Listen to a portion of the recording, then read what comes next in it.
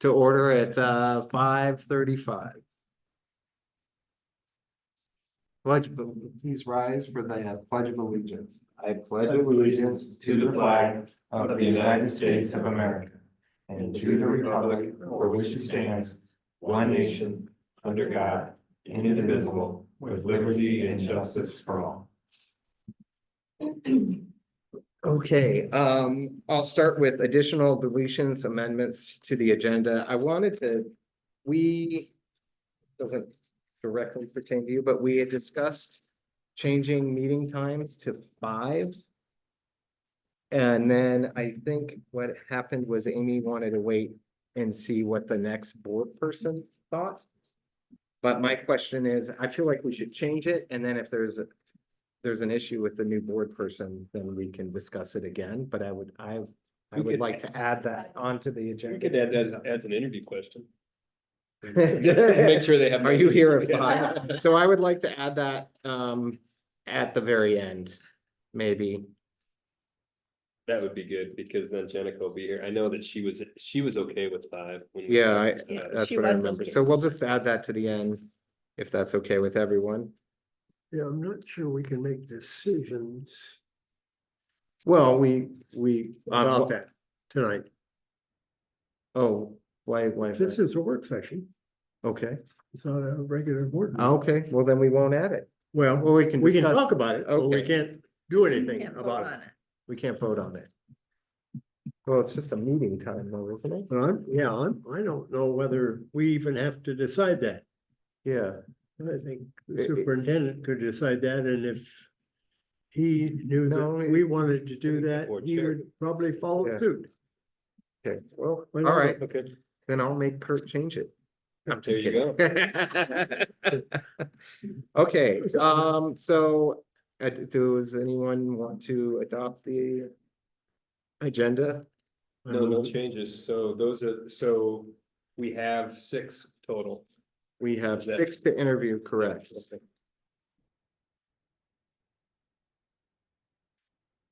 I move that we accept the agenda. I'll second that. All in favor? Aye. Aye. Okay. So appointment protocol. So I'm going to go.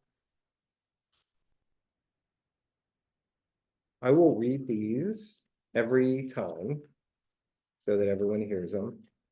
And then we have the interview process. So, I mean, we can basically start if you guys are. Again, we have 3 Right. candidates, so. So, and Sarah Keaton Yep. is first, if that's okay with you.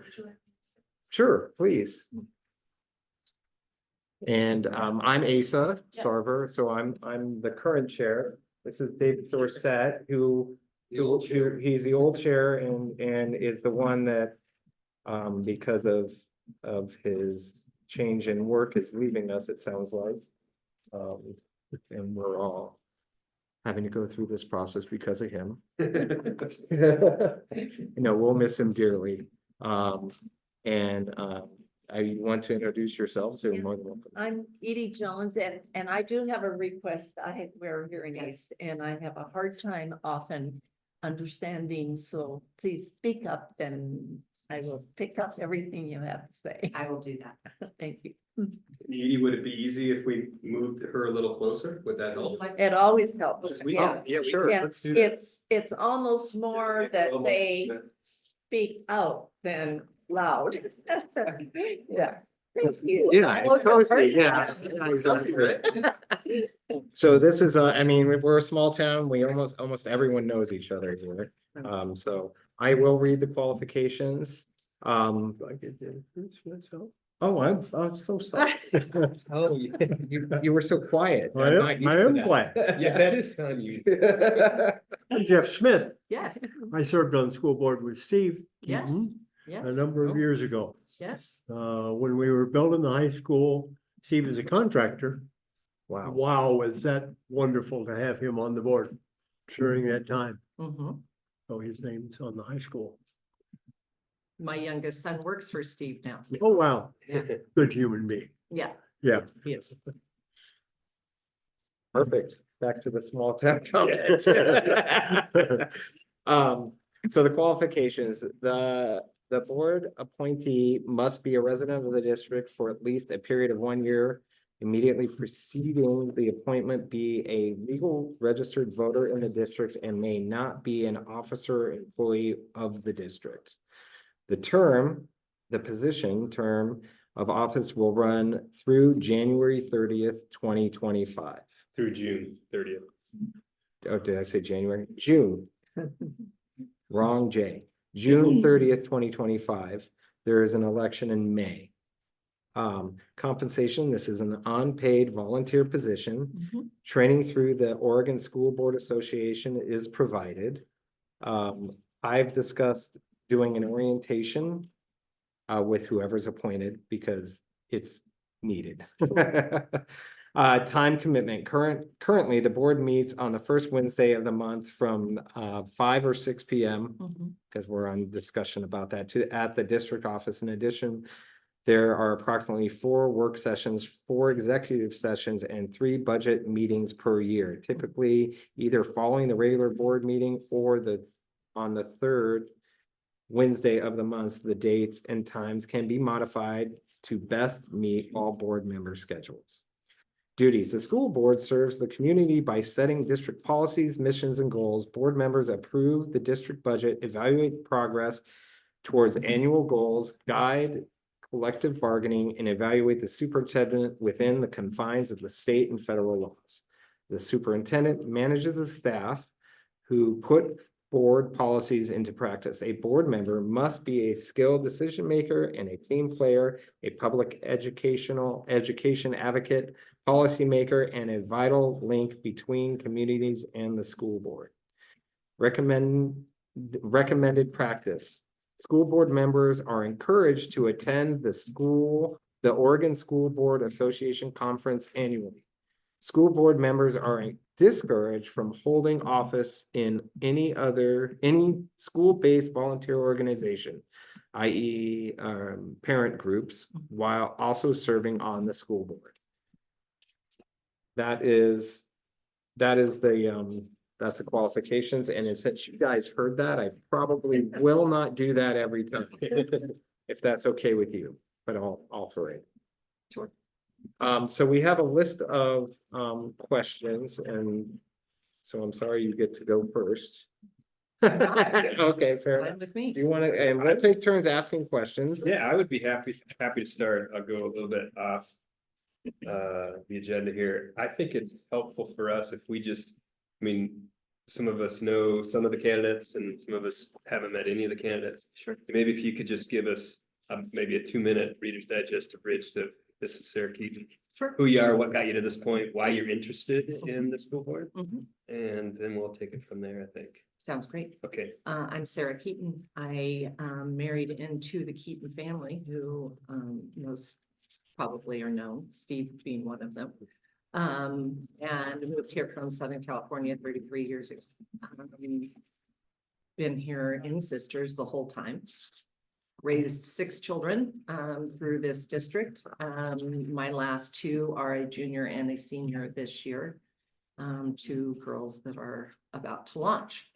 I have done most of that as a single parent to those 6, and have relied heavily on this school district to help come alongside me as I did that, as I worked and managed the home and did all of the things. So when my oldest children were young, I used to volunteer regularly in the schools. When I went back to nursing school and became the sole provider of our family, we had to do some switching. And so my volunteerism stopped, and I relied heavily on teachers and volunteers and coaches and all of the things to get my kids through, which they've all been successfully graduated through. And I have no qualms to say that the girls will be the same. Faith, my oldest daughter, the senior, is the senior vice president of the school this year. So she's doing very well and has an excellent future ahead of her. So she's going to be great. What else? I have always been a part of the community, volunteered in lots of different areas throughout the years. 4-H, Awanas, those kind of things, as the kids were little. Have very deep ties to families that we've all grown our kids up together. Relied heavily as a unit of families to keep kids on the right path and such, and love sisters. It's my home. It's where my kids have all, they've launched and then come back. They're starting their lives and trying to make sisters be a part of it, or at least Central Oregon be a part of it. I work as a nurse at Cascade Surgery Center. I'm a OR surgical nurse. And that's busy, although it's not as busy as it has been for other jobs. And so it allows me time. And I'm also looking towards an empty nest situation that will allow me more time, more focus to give back to the community that I love and has given so much to me. What have I forgotten?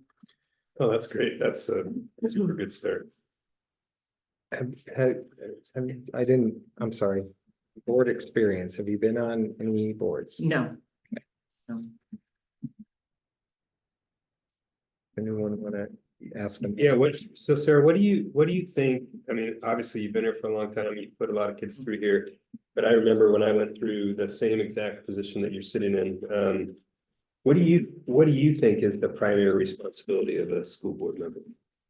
To guide, I would say. Guide. Listen and to guide. So I don't think that anybody here has a full understanding of everything that is required of a school board member, but they sit as a team player and are willing to learn, invest their time, energy, and commitment to the board to serve the kids and the teachers, everybody, and be a good advocate for the district and for each one that are participating in it, whether it be an employee or a child going through this.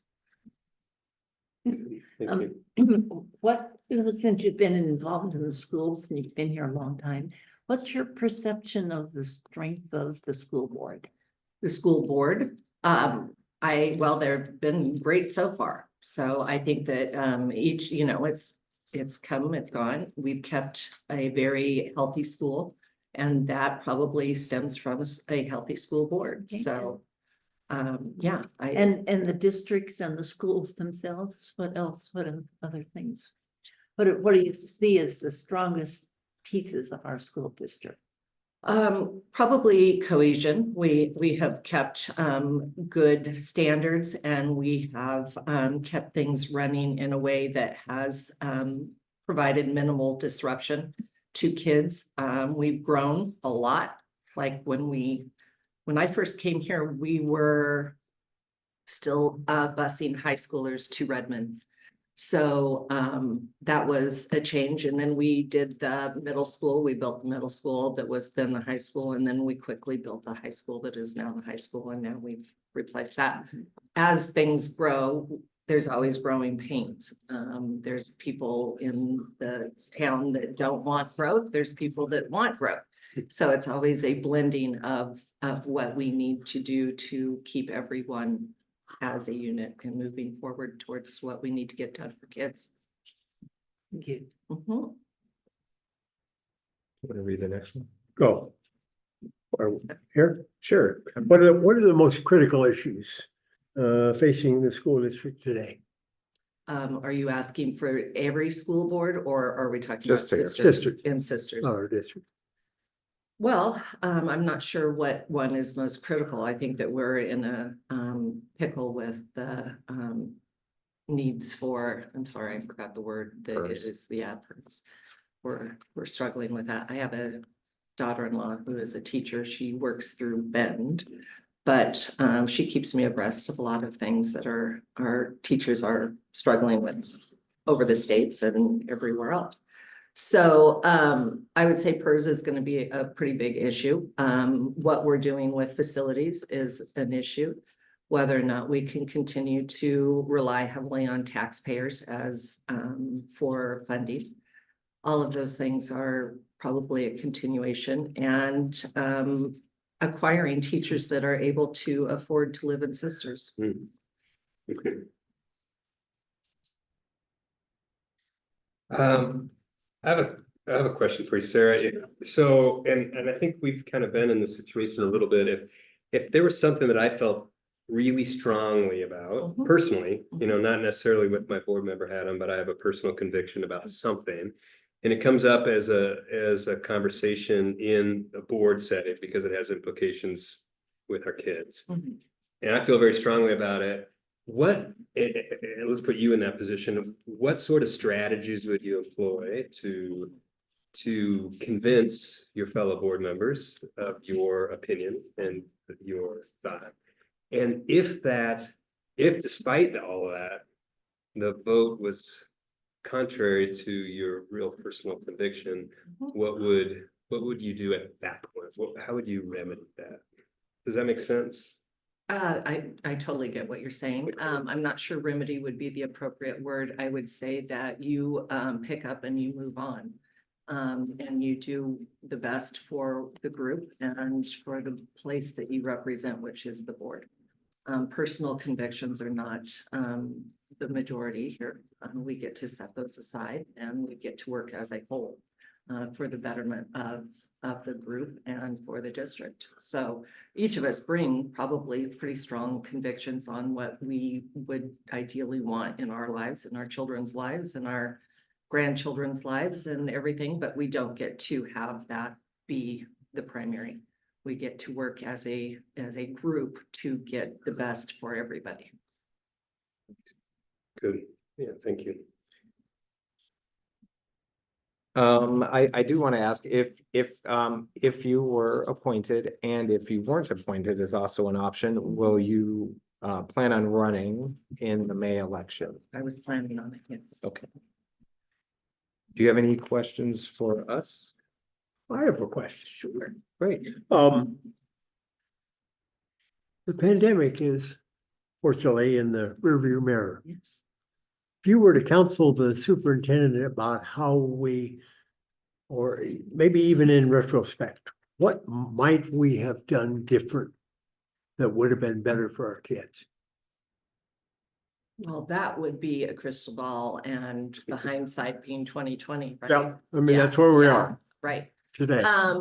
I lived through that. I worked through the healthcare system during that, and I had children, four in high school at the time. So, that I know that we were all struggling. I was struggling at work. I was struggling at home. I was struggling with the kids in school. I believe that we did a fairly decent job trying to mitigate all of the unknowns and all of the demographics with information that was coming at us that was all very new. And I don't know that any of us have ever worked through a pandemic before. So teachers, physicians, nurses, lay people, we all were struggling to keep up with what we knew, what was developing, and what we were going to put into practice. I never felt that we lost the good of the kids during that. We had teachers that were going above and beyond trying to integrate online teaching and connect with kids that were struggling. I had many children that were, two of my boys were trying very hard to disconnect during that time because they didn't want to do what was required, which was the video and the everything. And two that picked it up and went with it. Yeah. So it was kind of a constant juggling of who's doing what and who needs what. And I had a lot of teachers that were reaching out, keeping me very informed as to who was doing well and who was needing some contact. And typically they would pull that child aside, pull them into the classroom, give them a talking to, do what they could, but they couldn't have hands-on. So it was this triangulation between parents and them and trying to meet what was needed. And it was a constant conversation, which couldn't have been more appropriate during that time. So I have deep respect for everybody who worked through that. And there were some misses, there were some things that we learned hindsight, and there were things that could have been better, but I don't think that we knew that going into it. I think that that was all learned during the process. Okay, thanks. Good question. And great answer. It was a struggle. For all of us. The answer, not a struggle, the pandemic was a struggle. The struggle, all of that was a struggle. Yeah. Do you have any Struggle. questions for us? I don't think anything specifically. I've been doing some research and trying to pull my education up towards this. I will ask, what do you feel is the most crucial thing coming our way as a board? Well, that PERS issue is That PERS definitely issue's on the my hook, mind. you I And mean, affordable housing. has Yeah, I been a mean- big, as you know, you've been sitting in on our board meetings. It's a big issue. It's a big issue with us. for Mhm. sure. we continue to try and work through that. But you know, finances seems to be always an issue. It feels Yeah. like we have a victory and then Yeah, now it feels like we're playing catch up immediately 1 year later. do you anticipate more money coming from the governor? I know that there's some anticipated increases towards They- education. Do you feel like that's going to pan out? I think some of it, I don't believe we will get to the projections that would make us whole. Right, And the big problem is PERS and the governor, the legislature will probably not provide sufficient funds to cover that. Right. And so everybody will be trimming a little bit. Mhm, mhm. And one of the things I think our district prides ourselves on the smaller classes, especially in the elementary grades, and Mhm. that may become hard to hold on to. Okay. What you're telling me. That's a good That's good to question. know. I appreciate Yeah. it. Well, thank you very much. Thank you for I'm happy to wanting be to here. support our schools. Thank you. Awesome.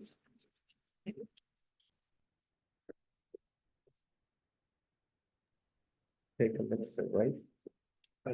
Yeah, I think, I just feel like with things fresh in our head, yeah, I I think that's. I don't want to take away anyone's opportunity to remember what you heard. And this seems, I like this review that we have.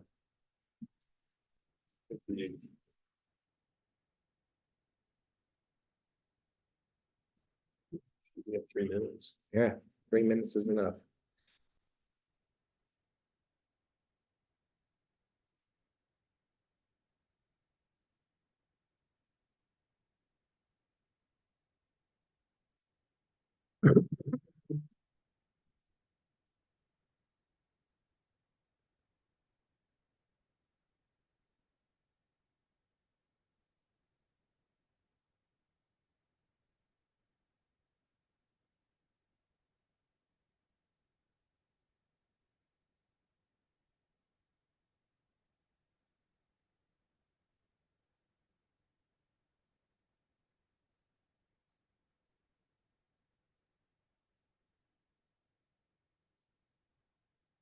Okay, I got my notes. So how's everyone else? I'm good.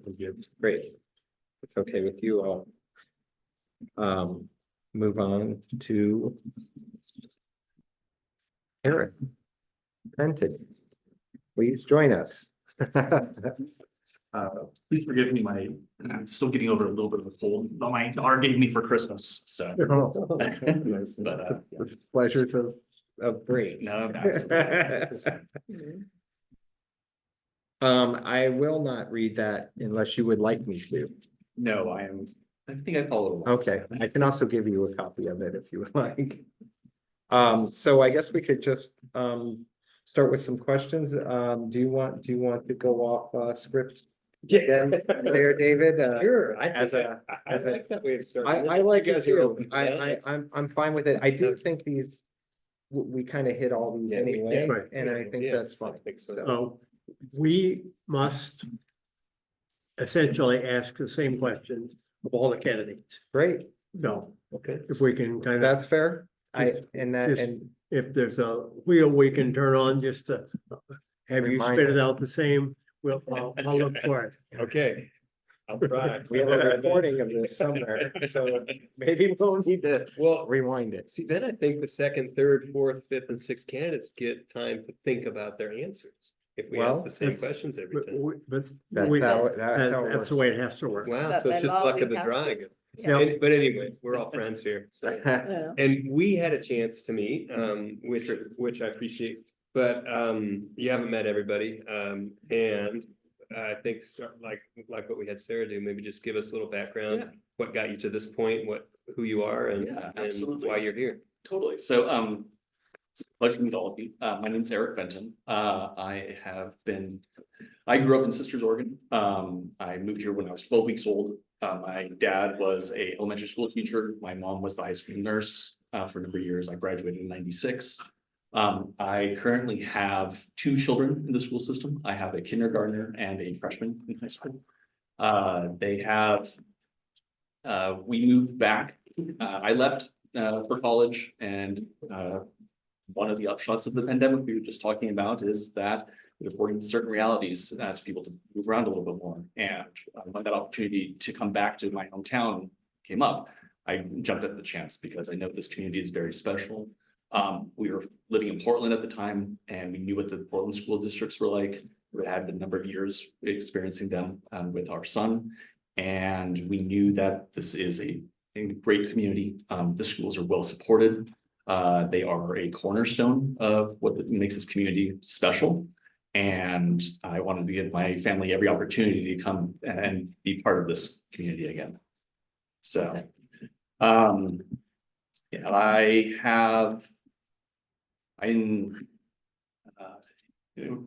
my experience working with boards has been, I helped found a parent-teacher association in the elementary school that my son attended in Portland. I acted as both member, vice president and president. And my term of president was during the pandemic. So I was trying to keep that organization afloat while everyone was isolated from each other. It was a really great way to sort of be involved in the school.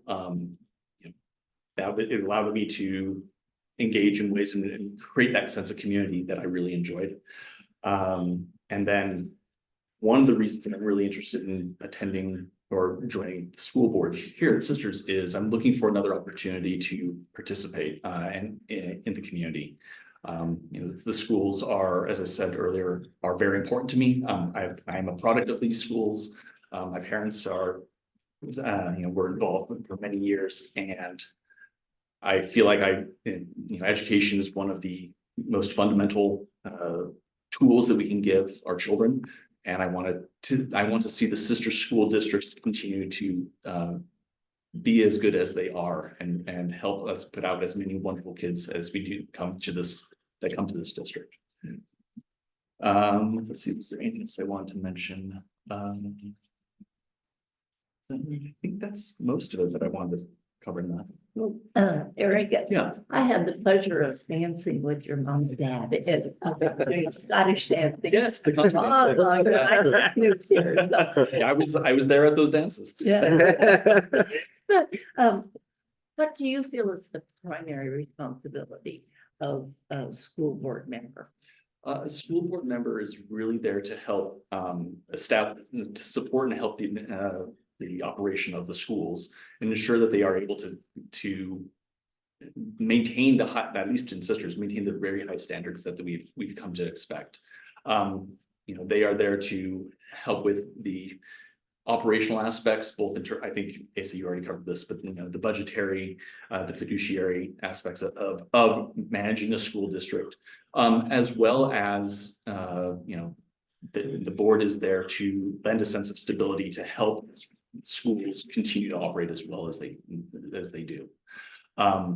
As a board member, your obligation is to work collectively with your other board members to help figure out the ways to navigate the various challenges that come up to the board or to the district. And And that needs to be done with in a selfless fashion. You know, we are sort of servants of the community to ensure that, you know, that the values that we have, that we reflect as a community are also reflected in the schools, and to help to build upon the community that we have. Thank you. Yeah.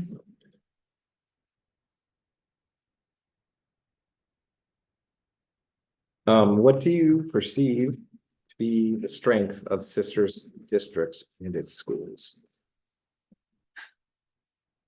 Continuing the community thing.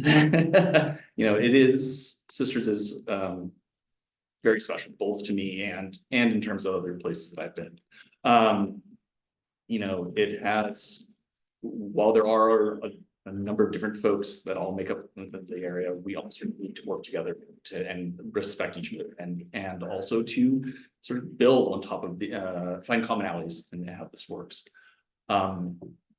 What is so cool about what I see in sister schools is that there is a sense of identity, a sense of belonging that is instilled very, very early, which is something that's very unique. I don't see this very often. You know, you ask a kid in kindergarten, you know, where do you go to school? Those Sisters, I'm an outlaw. You ask a senior at Sisters, where do you go to school? I'm Sisters High School, I'm an outlaw. And there's a sense of connection between all of the entire community, which is incredibly rare.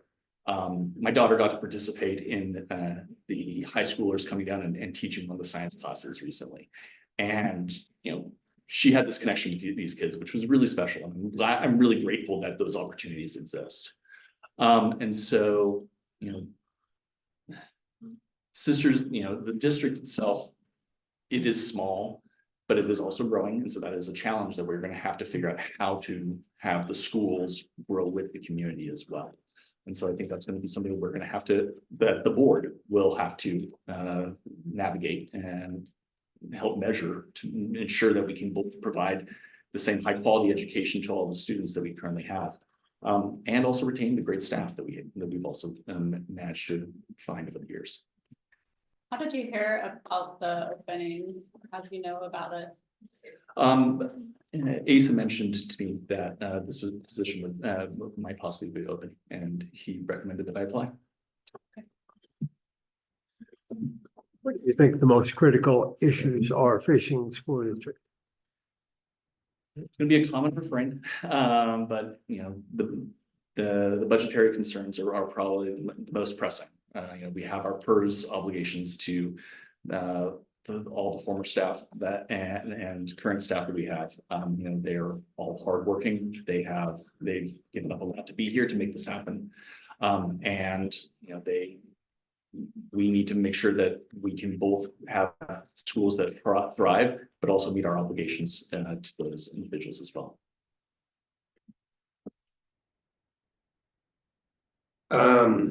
I'll ask the same question that I asked before. I'll try to rephrase it. That I asked Sarah. So kind of the situation where you have and you know, we all are in these situations, but in a board like ours, you come in with a particular strong conviction. It can be political, it can be religious, it can be a conviction that to you is to the heart of your being, okay, very important to you. And it's an issue that the board is voting on. Number one, how do you go about that conversation with the board members as far as trying to convince them? And number two, if at the end of the day, the vote is not to your favor, not in favor of your opinion, how do you manage that? How do you move forward from that point? I guess. Yeah, I tend to be someone who likes to listen to folks, to really understand where they are coming from and understand what is driving their perspective. And so when making decisions and thinking about the impact of what's being proposed, I want to understand where they're coming from to a certain extent and find commonality. That's typically how I approach, you know, areas of a distance between individuals. And you know, given that, you know, oftentimes there is compromise or there is discussion of ways that we can sort of work through what that looks like. And I think, at the end of the day, even if something doesn't go my way, I also know that everyone else is also trying to move us forward. And, if my opinion if my conviction is not reflected, that's fine. I don't need to. I don't have any sense of. I'm trying to get the word here. I don't have an ego in those type of situations where, I don't feel like I need to be right. I would rather see us continuing to make progress than to dwell on differences. Good, thank you. The hard question, so, but I asked Sarah, so I had to ask you. Glad you did. You had a, I Yeah. think you had a question. Pandemic fortunately is in the rearview mirror. What might we have done different, or what would you have suggested to the superintendent that we might have changed? Yeah, I think. As Sarah said, we were doing the best of what we could with the knowledge that we had at the time. I think my sense, I came to a couple of the board meetings during that pandemic, and just to sort of hear how things were going. And they got ugly and heated at times. But at the end of the day, the board was doing the right thing, which was trying to navigate and look and find the aspects that were in the best interest of the students and the staff. Like at the end of the day, that's what the board was intending to do with the knowledge that they had at it. And would we have changed things? Absolutely. I think our response was made out of fear to a certain extent, fear of the unknown, and we were trying to listen to experts, follow the best guidance that we had at the time. Had we been able to predict the impact to individuals, I think we may have tried to do some things differently. But I think for the most part, sisters in particular, they try to do the best for the students as quickly as they could. Sisters was back in school much earlier than Portland was, and I think that was actually a bit of a saving grace for a lot of the kids here, because they were able to find that social interaction. But that comes with the trade-off, right? You have to, if the policies were such that you can do these things in person, we had to also follow other guidelines to help mitigate the risk. And I think we were all trying to navigate that. Thanks. Do you have any questions for us?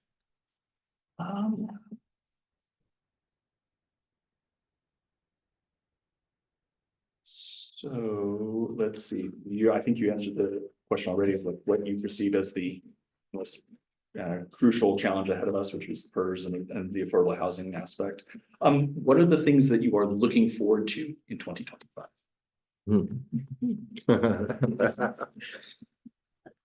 Change? I don't know. I know what I'm looking forward to in the school district, Sure. with the land that has been given to us in the conservation district, with all kinds of possibilities of things that might happen there. I just get very excited thinking about some of the things might be happening, and just really want to be a part of that. Okay. Yeah. Awesome. I mean, there are so many possibilities here in this district, which is one of the reasons I love this town and and our schools. Just because of like what you said. Mhm. And we're a small community and we can make those changes that we want to. Yeah, I'm excited that we have made some progress with partnering for affordable housing for educators. And this ball moves slow, but we moved it and we have more opportunity. We have land opportunities, we have resources. And we have a partnership that, you know, that it's early, but it's exciting. Because that's a need in this town to be able to retain the staff that we expect to be able to have. I mean, a lot of people want to live here, but not everyone can live here. Yeah. And so I'm excited about that, and that's something that is a little bit outside of what I expected to be doing as a school board member, but I think it's an important part of this last year, and that's maybe what I'm gonna miss the most with leaving, because I think we really made some good. Yeah, Progress. huge. And I'm glad we pushed that.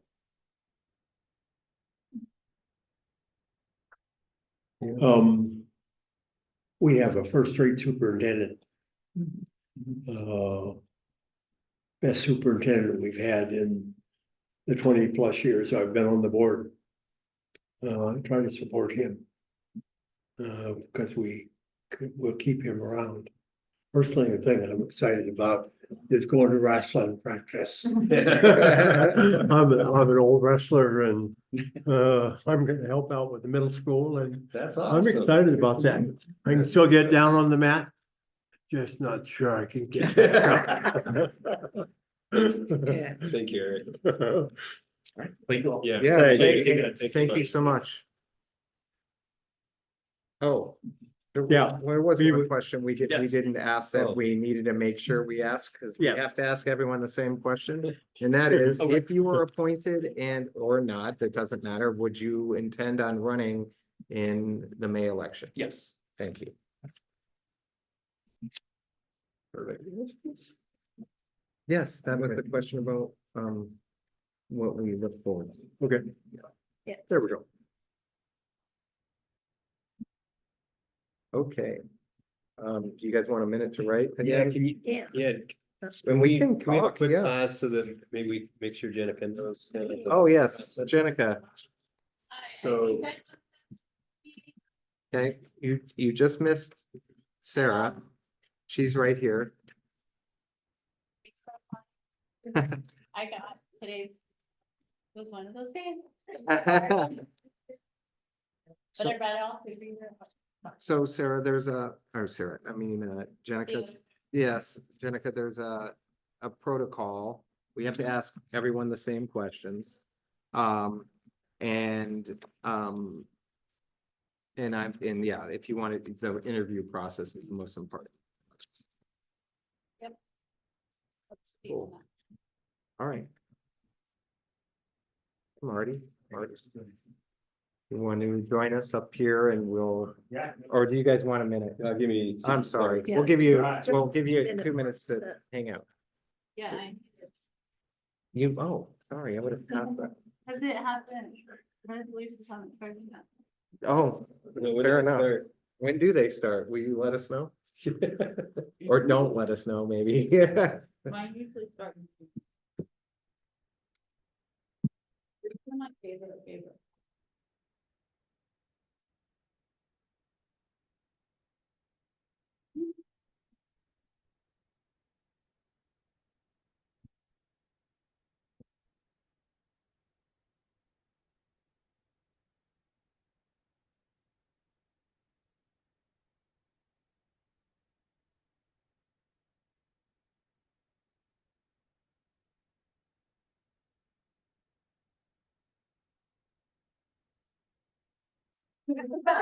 Yep, yes, I will read this again. Eric, I know. Were you the author? Yes. How did you hear about the winner? How did you know that it was open? I was working. That it was, you know.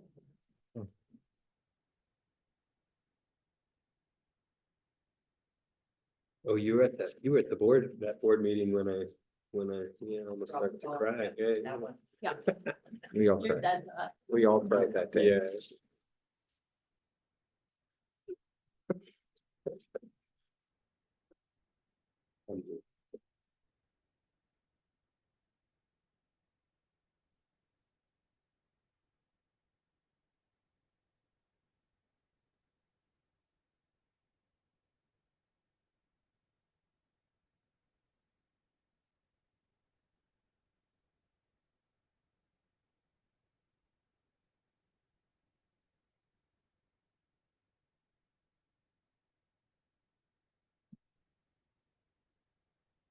everyone had enough time to write some notes? Yeah. Okay, Martin. Yes, please come join us. I'm going to read this.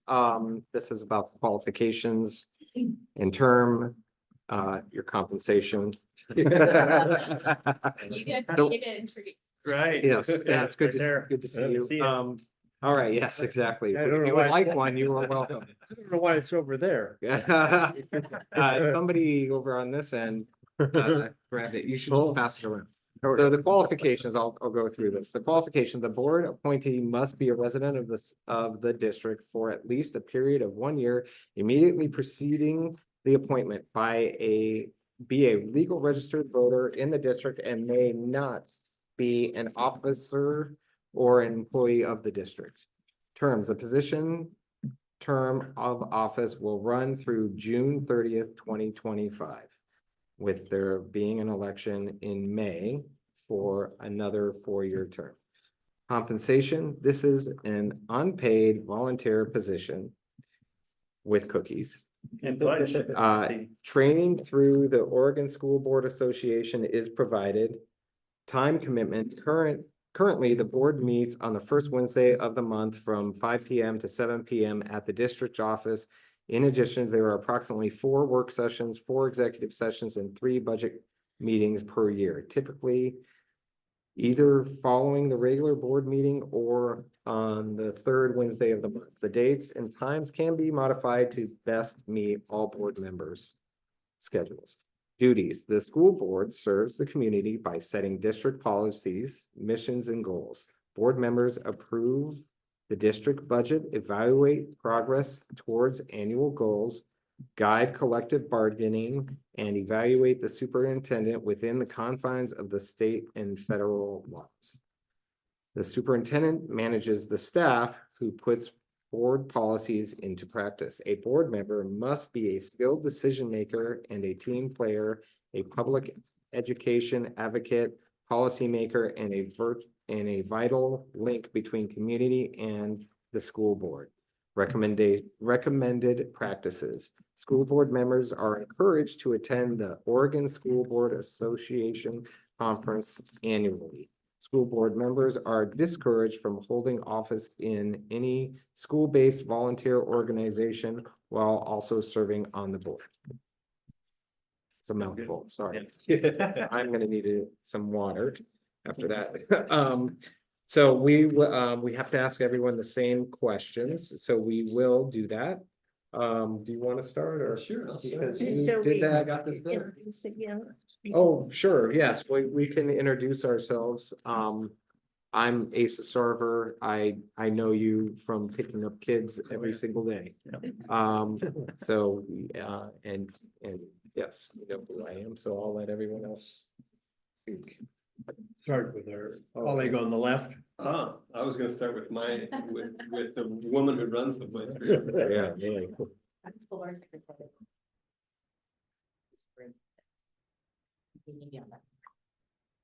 I'm Dave Dorsett. I'm the reason you're here, because I'm the guy that's stepping down. So I have been on the school board for 6 years. It's been a great experience for me, and I'm really excited to see there's quite a bit of interest in this position moving forward, which is awesome. So I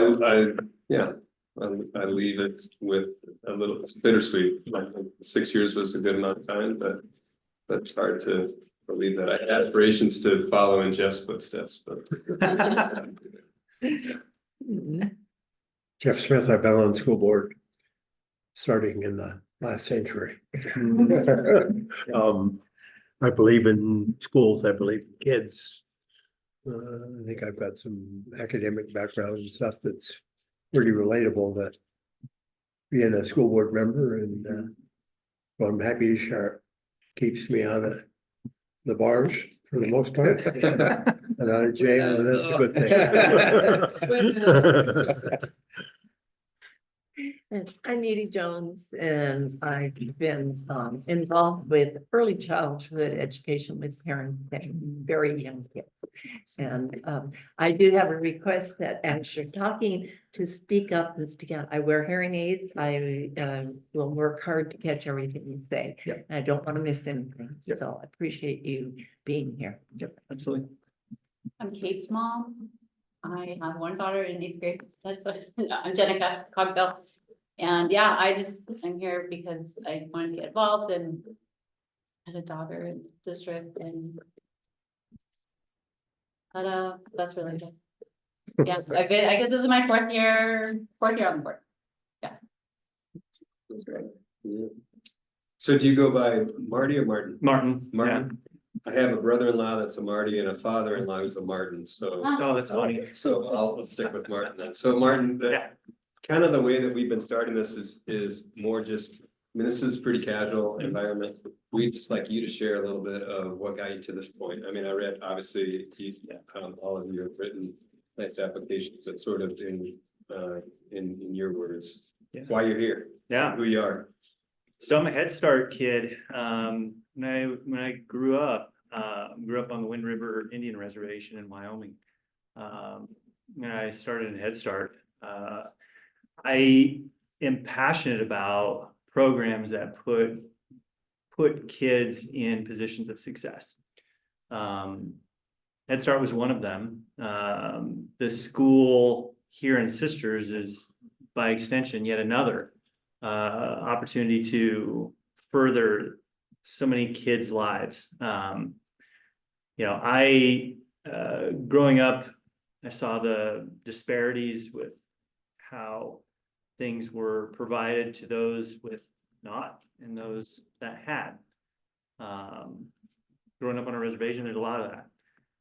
I chose a healthcare background as a result of that, and there's always a piece of me that felt like education was a calling for me. Married an educator, and it's something I've been very passionate about. I've been involved in school sports, coaching my kids. I have a 10-year-old and 8-year-old, almost 11 this weekend.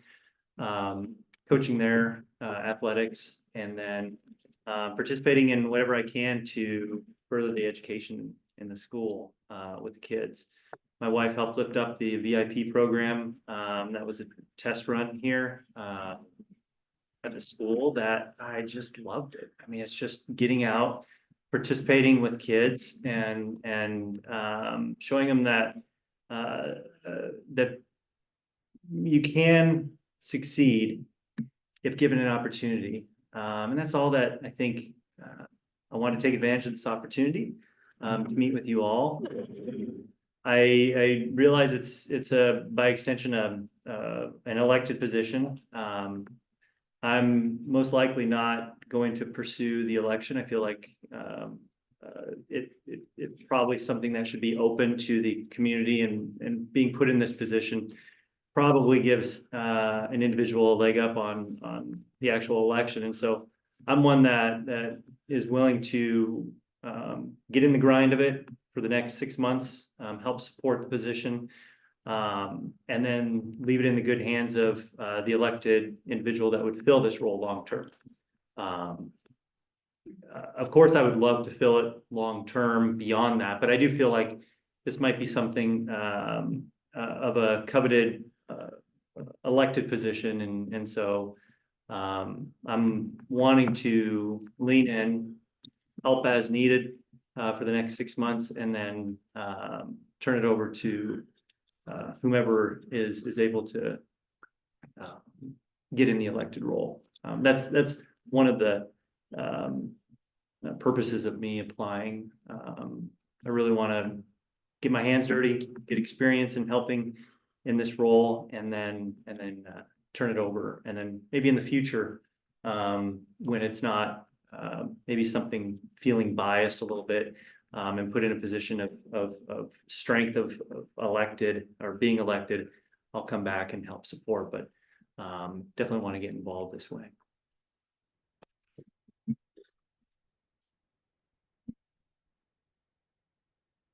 Have you been on, and you may have just already answered this, but other public boards? I've been on the student when I was in Boise, I was in the student programming board. I was the director of the student programming board there.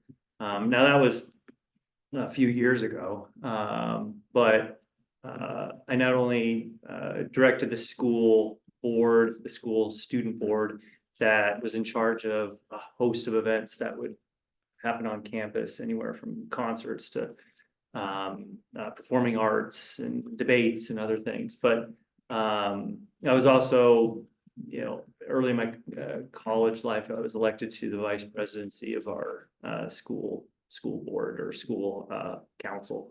But other than that, I focused on family since I had my children, and now they're a little bit more grown, and so I'm wanting to extend my volunteer work, essentially supporting the community that I've chosen to raise my kids in, and Thank you.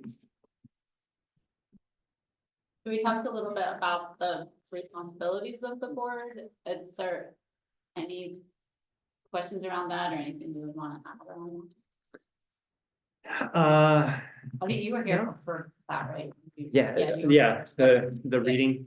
Yeah, I don't think I have any questions directly with that. I think this role,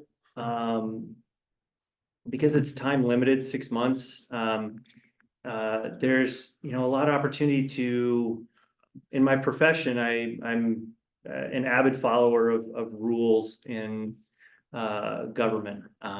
There's a lot of rules that are coming about. I know you all are probably well prepared for the rule around recording of these things moving forward, but there's other rules in the pipeline of the Oregon Senate and Congress that we might be aware of that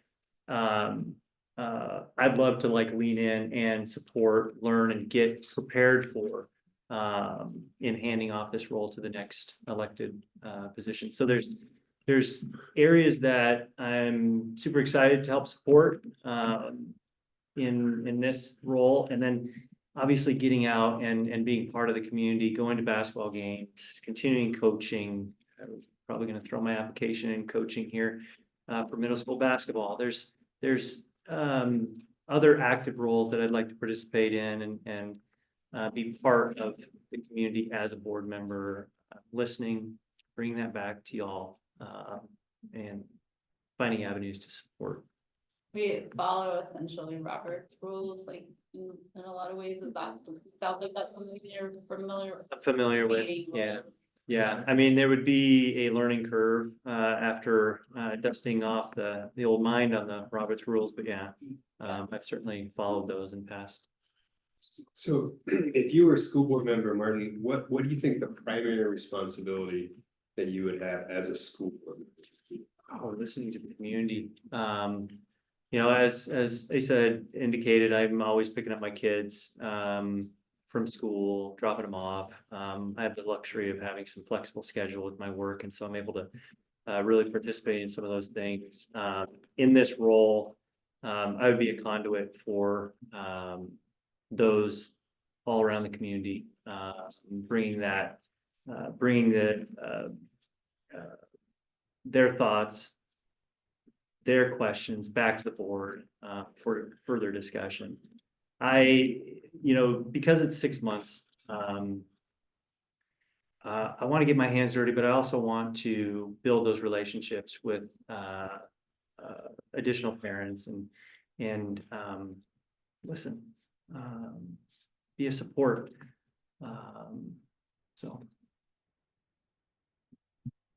What do you perceive to be a strength of the sister school district and its schools? Mission, belonging, one of the reasons we moved from Bend, the big city of Bend, to Sisters was that very thing. I want to continue to support that in this role. I've met great folks here in connecting community. I've been involved in C4C to continue to build that community aspect. But that piece of belonging really speaks to me, really drove our family out here.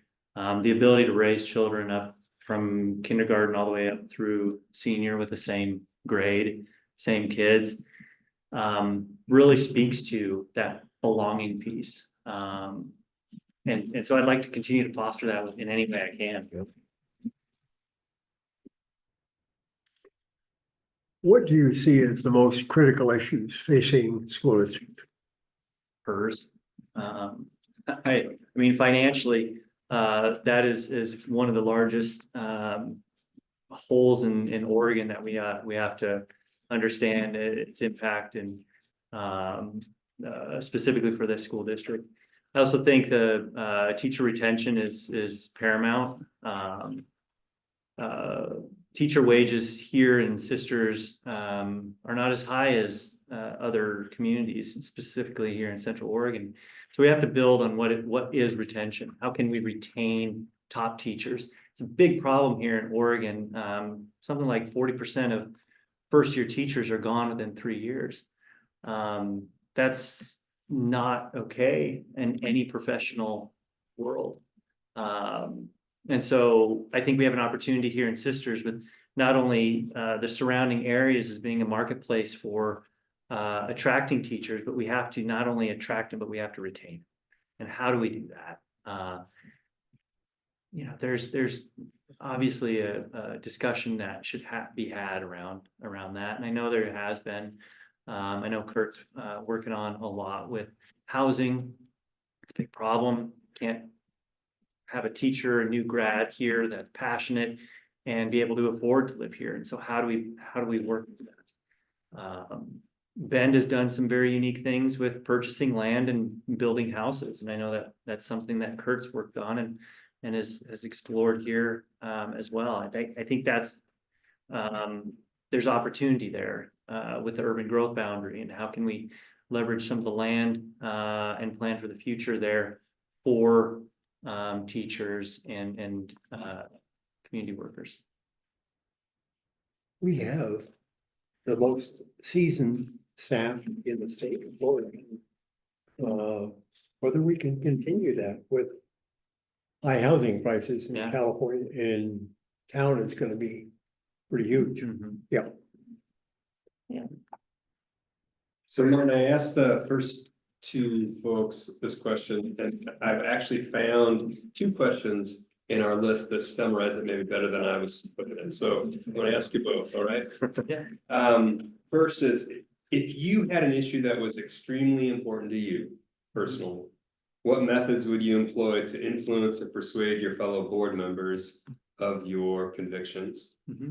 And how would you feel and react if you couldn't achieve a consensus on the issue, a consensus that was in line with your conviction? Okay. And then how would you handle that situation if the board takes an alternative position through a majority vote with which you do not agree? Oh, you have summarized my career. As senior product director at Pacific Source, that's what I do. I draw a position on product development, and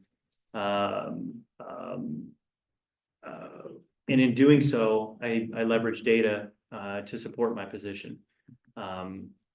You know, using an example of work example, it'd be like if I wanted to remove the PCP copay of a particular plan because it's too high and we want to encourage people to see their PCP. I would use data to support that position and try to remove all emotion from it. Data speaks volumes to that. And in the same case, I would absolutely use data to support my position, but also respect that there's other opinions in the matter. It's a board that makes the decisions. Just like when in my career where I have this position of lowering a copay, but then there's costs associated with it. Data can say one thing, but cost can be an entirely another reason we can or cannot do something. And so we come to a vote. We ultimately vote as a committee on how we're going to position our benefits for a given plan. Just like how this board would position themselves with a decision. We look at the data, try to remove emotion out of it, we're doing it all for the right reasons. We're all here for the right reasons. That's all that matters to me. If by extension the vote doesn't go my way, so be it. We've had a discussion. That's democracy in action right there. And then I put my date away and we move on. That's it's just how it works, and I support that. Thank you. The pandemic is in a rearview mirror today. Been on the board, what counsel would you have given to the superintendent on how we should have responded to that? That's a good question.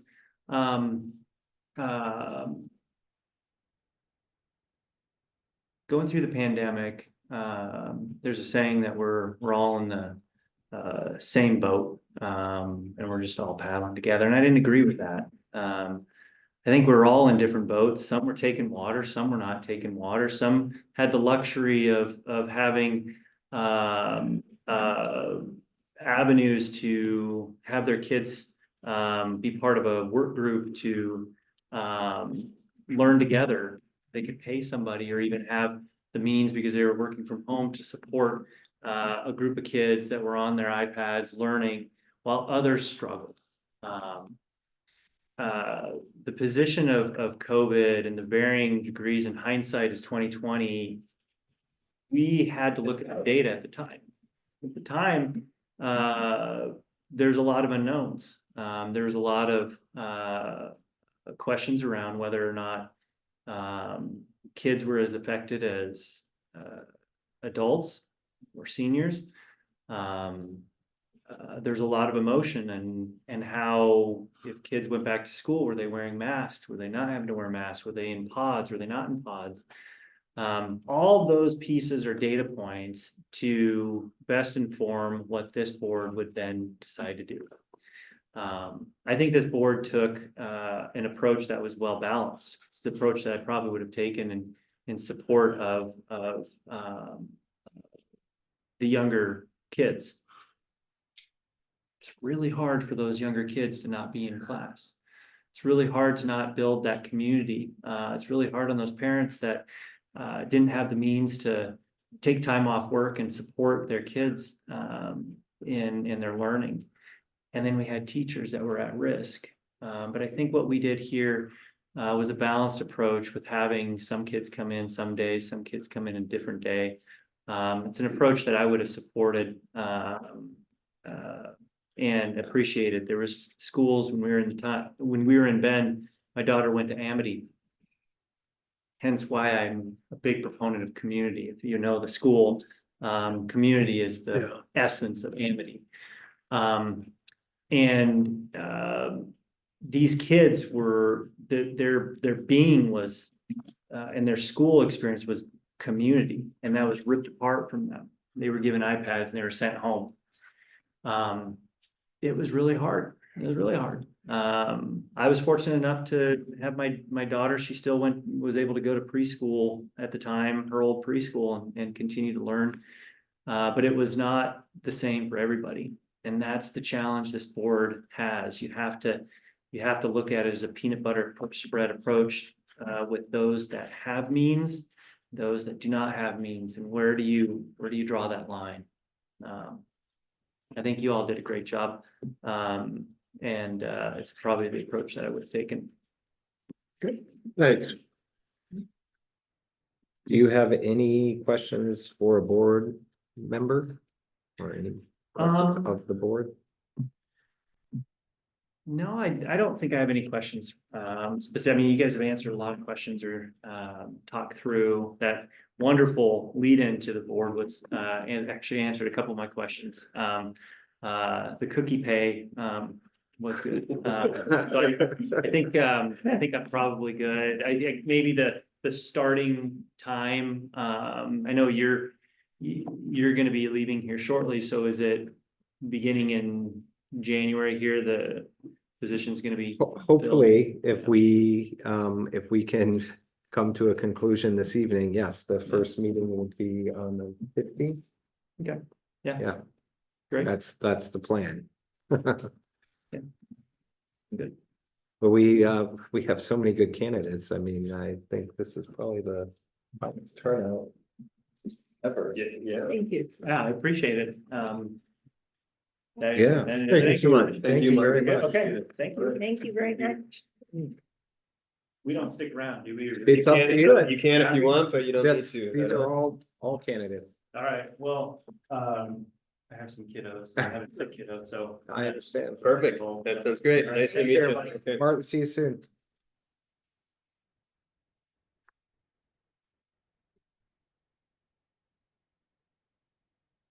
We're only 5 minutes behind. That's We're not only bad. 5 minutes behind, so we'll take a few minutes and then Carissa's ready. Just give us a Been few so minutes. patient, hasn't she? I know, the whole The time. first one she's- here and. I know.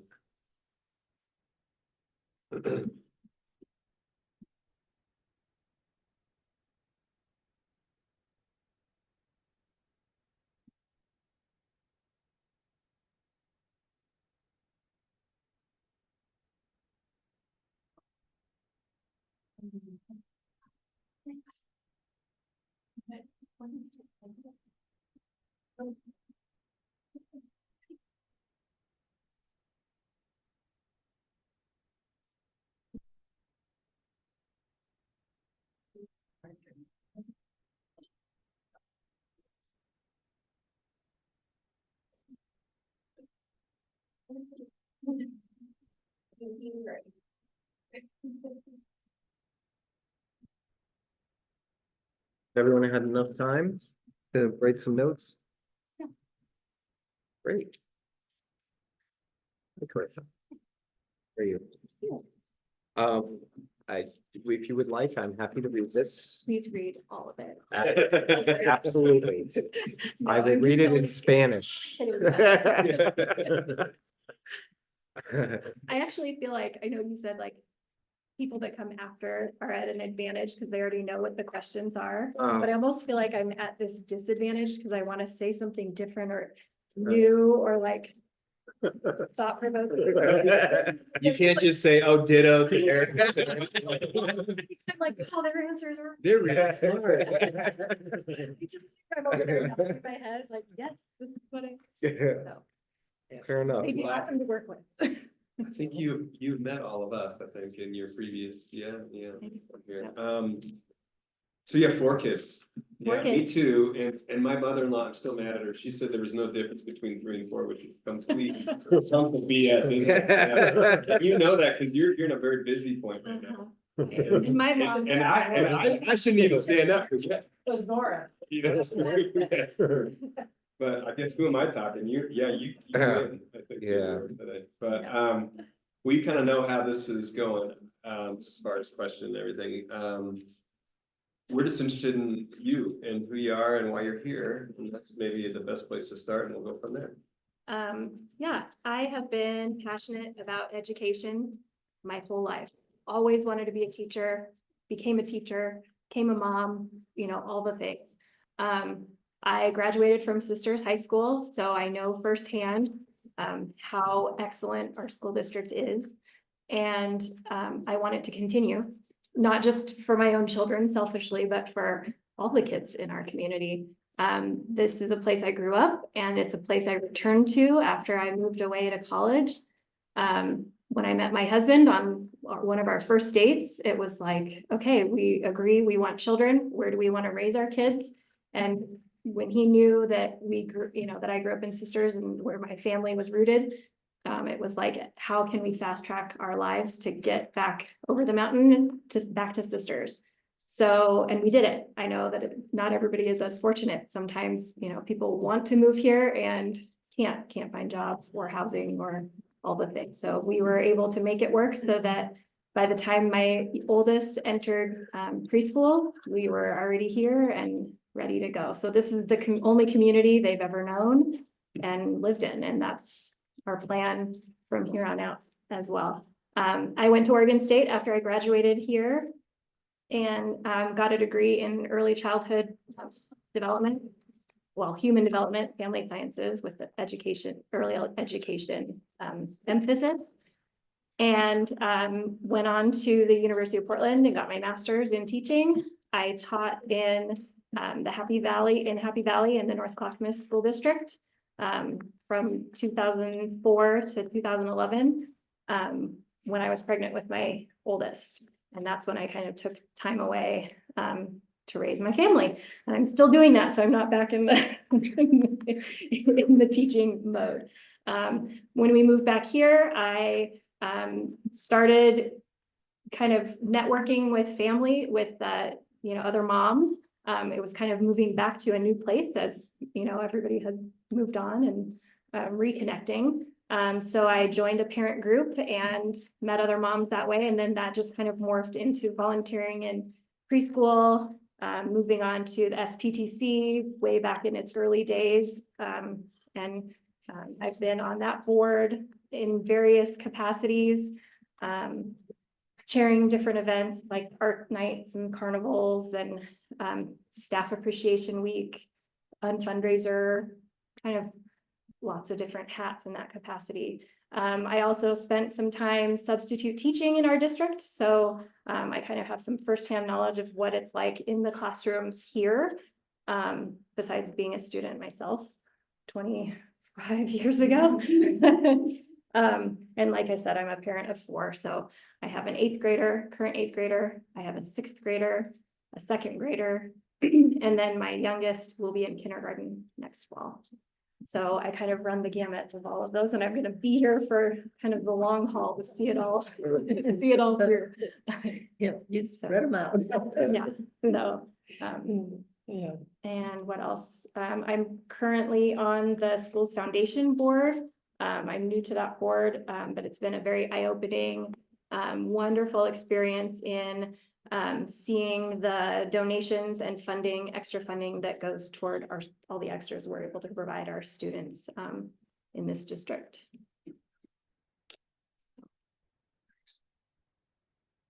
What do you see as the primary responsibility as a high school board member?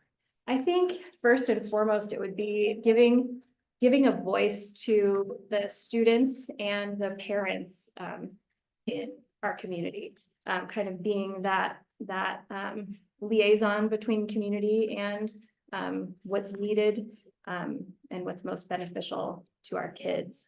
I think the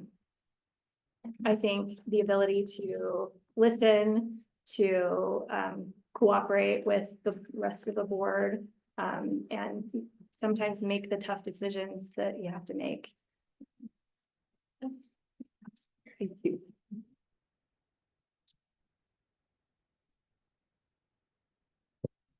You want to read the next one? Sure. Would you perceive to be the strengths of the district? This is a hard one actually to narrow down. I am like such a cheerleader for this school district. I think it's one of those things where you don't want to tell too many people too many things because you kind of like to keep it the way it is. But I definitely first and foremost would say it's the people. We have amazing teachers that go above and beyond. It's for them, it is not just a job.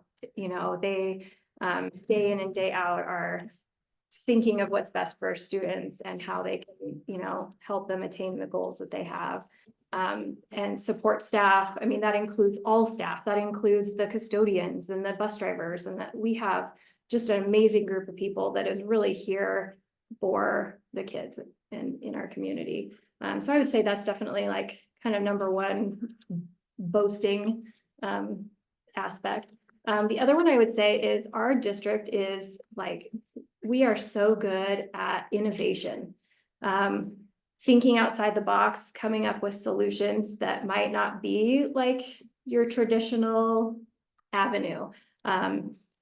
I was here back when IEE was just getting off the ground, and that started with a dream of some teachers saying, hey, we can do some place-based learning. What could that look like? And building this amazing program that we have today, just kind of in a grassroots effort. Same with back in the day when they were building the wing at the elementary school. The community said, hey, we need space, we need funds, let's fundraise for it. So just kind of that innovation of, the extras that our community has that make it special, is definitely one of the selling points in our district. What do you see as the most critical issues facing the school district? I would say, like others have also said, is the budget. I think that's gonna be a big struggle, challenge in the next few years. But again, leading back to that same aspect of we're good innovators, we're good at problem solving and figuring out a solution that works for us. I know that in this district, we want to keep what makes Sisters special. And so finding a way within our budget constraints to keep small class sizes, to keep the arts and music programs that we have, to keep flight science and IE and all these things that are the crux of our community schools, kind of in the forefront. But that will be definitely a big challenge. I think the affordable housing again, that we talked about with teachers, I think it's so important for the teachers that are teaching our kids to be involved in our community. And that means living here. And there's just more of a disconnect when they live elsewhere and are commuting in and aren't part of our sports and they aren't visible in our community, everyday living. So figuring out a creative solution or a way to keep them here is another one of those challenges. I think social emotional learning, social health is also another big struggle. I think coming out of the pandemic, that's also kind of a correlation there. And just making sure that our kids have the tools that they need for problem solving, for conflict resolution, behaviors that are conducive to classroom learning, those sorts of things. I think it has become more of a struggle with social media and everything digital technology, everything online. Sometimes those kids can get lost, and making sure that their emotional well-being is also focused on, is an emphasis on, is important. And I think this question because I've asked it before, but if you had something that was important to you, which you will, because we all do, and that was an issue for the board to address, what methods would you employ to persuade the fellow board members to see things the way that you're seeing them? And how would you feel and react if you couldn't achieve a consensus, to press forward on the issue? I am always one of those people that makes a pro-con list. And so I think from my perspective, I have a lot of different hats. So making a pro-con list of, as a parent, what are the pros and cons of this particular decision? As a teacher, what are the pros and cons of a particular decision? As a community member, taxpayer, what are the pros and cons? And kind of just walking through every best and worst case scenario of whatever decision might be on the table is kind of how I approach all of my decision making. Sometimes my husband doesn't love that when I'm telling him all the cons of a particular decision. But I think it's important in order to listen to the voices of others on the board, but then also to hear, just to share that in that respectful dialogue between board members. I know that there are going to be times when we don't all see eye to eye. That's just human nature. We all come from different backgrounds, different vantage points. And so either coming together to try to work toward a common resolution, or if one can't be made, at the end of the day, you have to just understand that it is a democracy and it's not my way or the highway all the time. You're going to win some, you're going to lose some, and you just move forward to the next pressing issue. I think the biggest thing though on the board is we are all here because we care about the kids. So even if my perspective of what's best for kids is different from your perspective or your perspective, we all are coming at it from a positive place. So I think having that fundamental understanding helps to negate any hurt feelings or upset, conflict within the board. Sure, no, thank you. To your question. No, that rolls into yours, Jeff. Okay. If you've been on the board during the pandemic, what counsel would you have given the superintendent? I think it was a very challenging time, first of all, because I had all of my kids home with me and a newborn, and I was not expecting them to be back home. But I think our district did an amazing job of balancing the board wasn't able to just choose anything that they wanted to do to solve this pandemic problem. There were constraints put down upon them, or requirements that were forced to be made, the hands were tied. I think the district did the best that they could, given the information that was just coming out daily, weekly, changing all the time. I know that it's evidenced in how our kids in Sister School District have bounced back. I think our school report cards have shown that our kids did a phenomenal job getting through that. Our teachers did a great job watching my students. Both were in elementary school at the time. So I don't know, how it worked at the middle or high school level, but sitting down with them and watching these teachers try to engage with students online, it was really inspiring, just knowing that as a teacher, having a teacher background, thinking, oh my gosh, they are pivoting and rolling with this with like no training of how to do what they do in their daily lives, all of a sudden on a screen. And the kids learned it too, and they were super resilient. And I don't know that I would change anything. Obviously, hindsight is 2020. It's easy to say how you might have changed things, but with the information that we had then, I think the district did a great job. Thank you. What questions do you have for us? One question that I would have would be, what you think would be like, if you had to pick one single attribute of a candidate, that is like crucial for being on the board, what would that be? One. Their ability to supply baked goods. Oh, wow. Well, I haven't. That wasn't on my list, but I'm adding it. It's good. Baked goods. Yeah. Great. I mean, I'll say more than one because I can't just say one. Obviously, I think it's important to have that connection with the schools.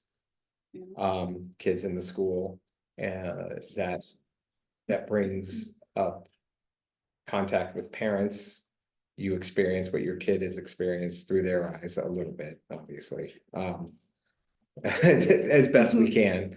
I think that's very important. I think always remember that kids are first. I mean, that's the whole point of this in the beginning. So I'll say my two and let somebody else speak. Is it like critical thinking? It's been really, or just being comfortable with asking questions, not comfort with what's it like, tension, confrontation, but like the fact that there's just like no ego, and we just, yeah, I feel like that's been pretty key. Yeah, not being one who's ever had a child in our school district, I think that a love of education, of the importance of education, and the possibilities, just recognizing all the possibilities that are there, and then allowing our superintendent to kind of run with what he thinks is.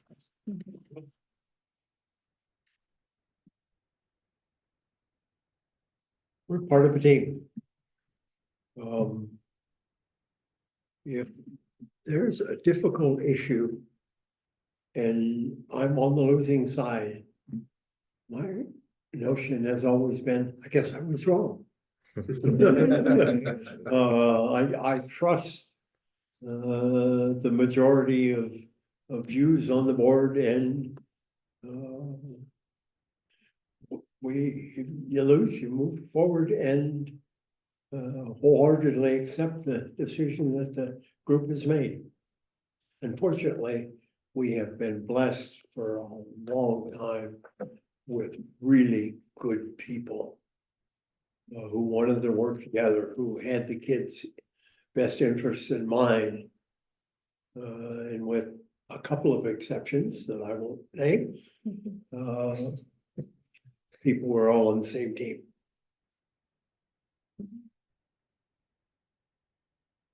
Yeah, I would agree with that. I think I work in the valley and so I see the school districts in the valley and I know people on boards there. And it can be a political sounding board for people. And here it is a very cohesive, check your bias at the door and be willing to be flexible. And that's been the best thing about being on the board here for me, because I see the other side and the other side is dark. And it's not really the role of a school board member to be parading around their intention, their personal agenda. Yeah. And even though we all have strong opinions on the board, we've worked together extremely well.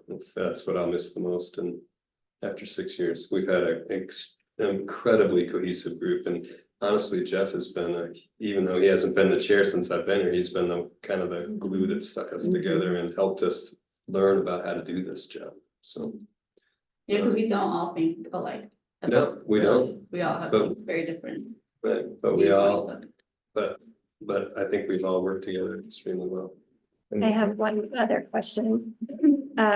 I feel like with the building of the new elementary school, there's this excitement and this opportunity that's like right there.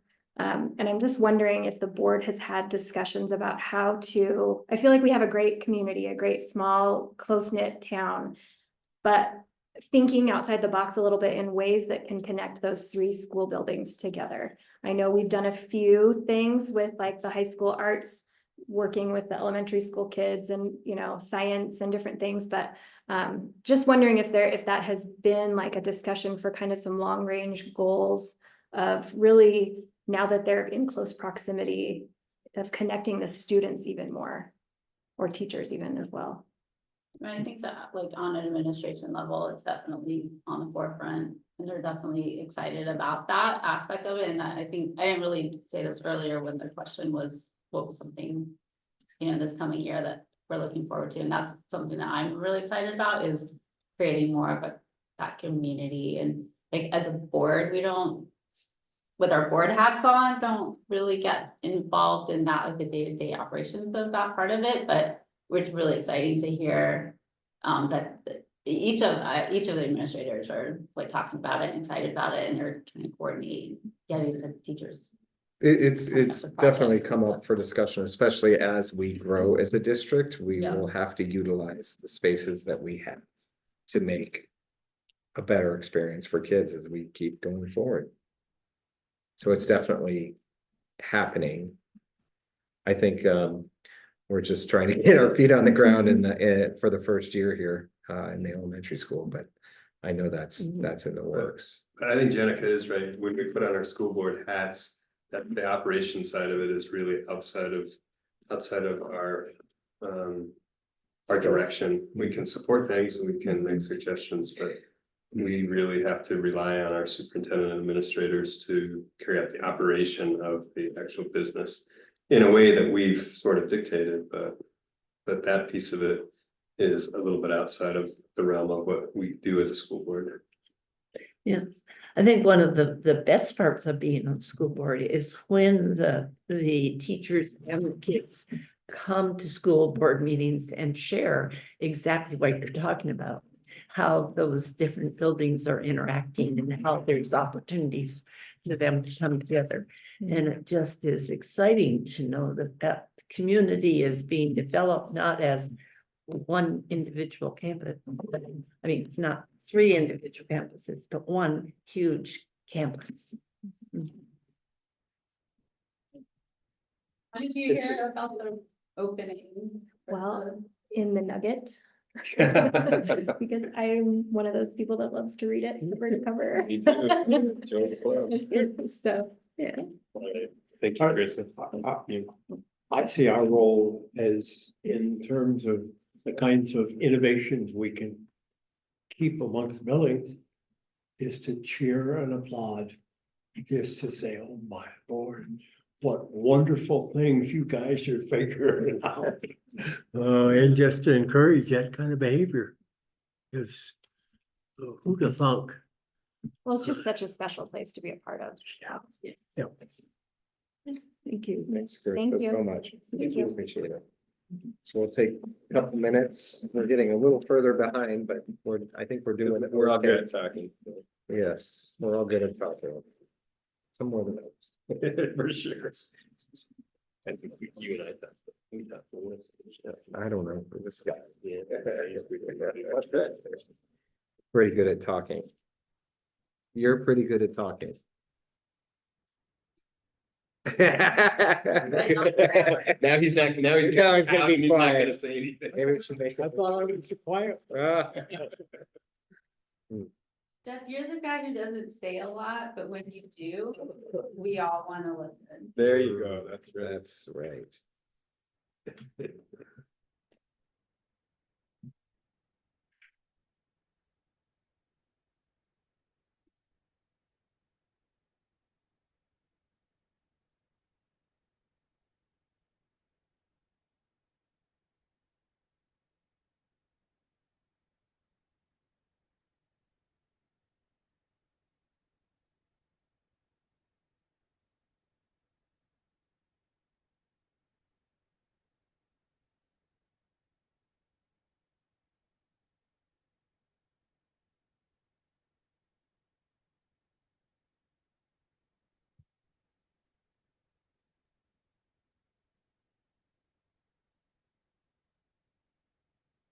Everyone get a good minute to write their information.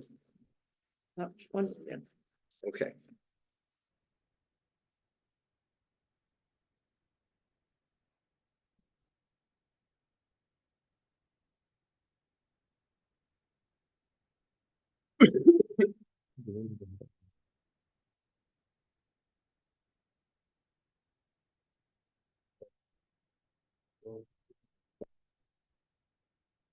We have two.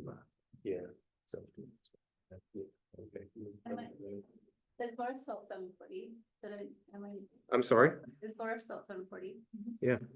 So we're a little behind. 40, no. We feel, I believe, are you Emily? Hi, Emily. You're up. Well, welcome. Yeah. Yes, welcome to the party. Yeah, but then there's 40 minutes before the. There rather won't than be. 20. Oh. There will- 7:20.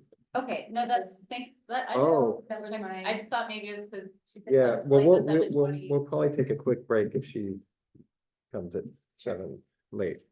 Hi, Hi. I'm Asa Sarver. I'm currently the board chair. I'll let everyone introduce themselves and then I have this really fun thing to read. And then we basically. Grill ask- you. No, we don't, we won't grill anybody. Well, we basically ask everyone the same questions.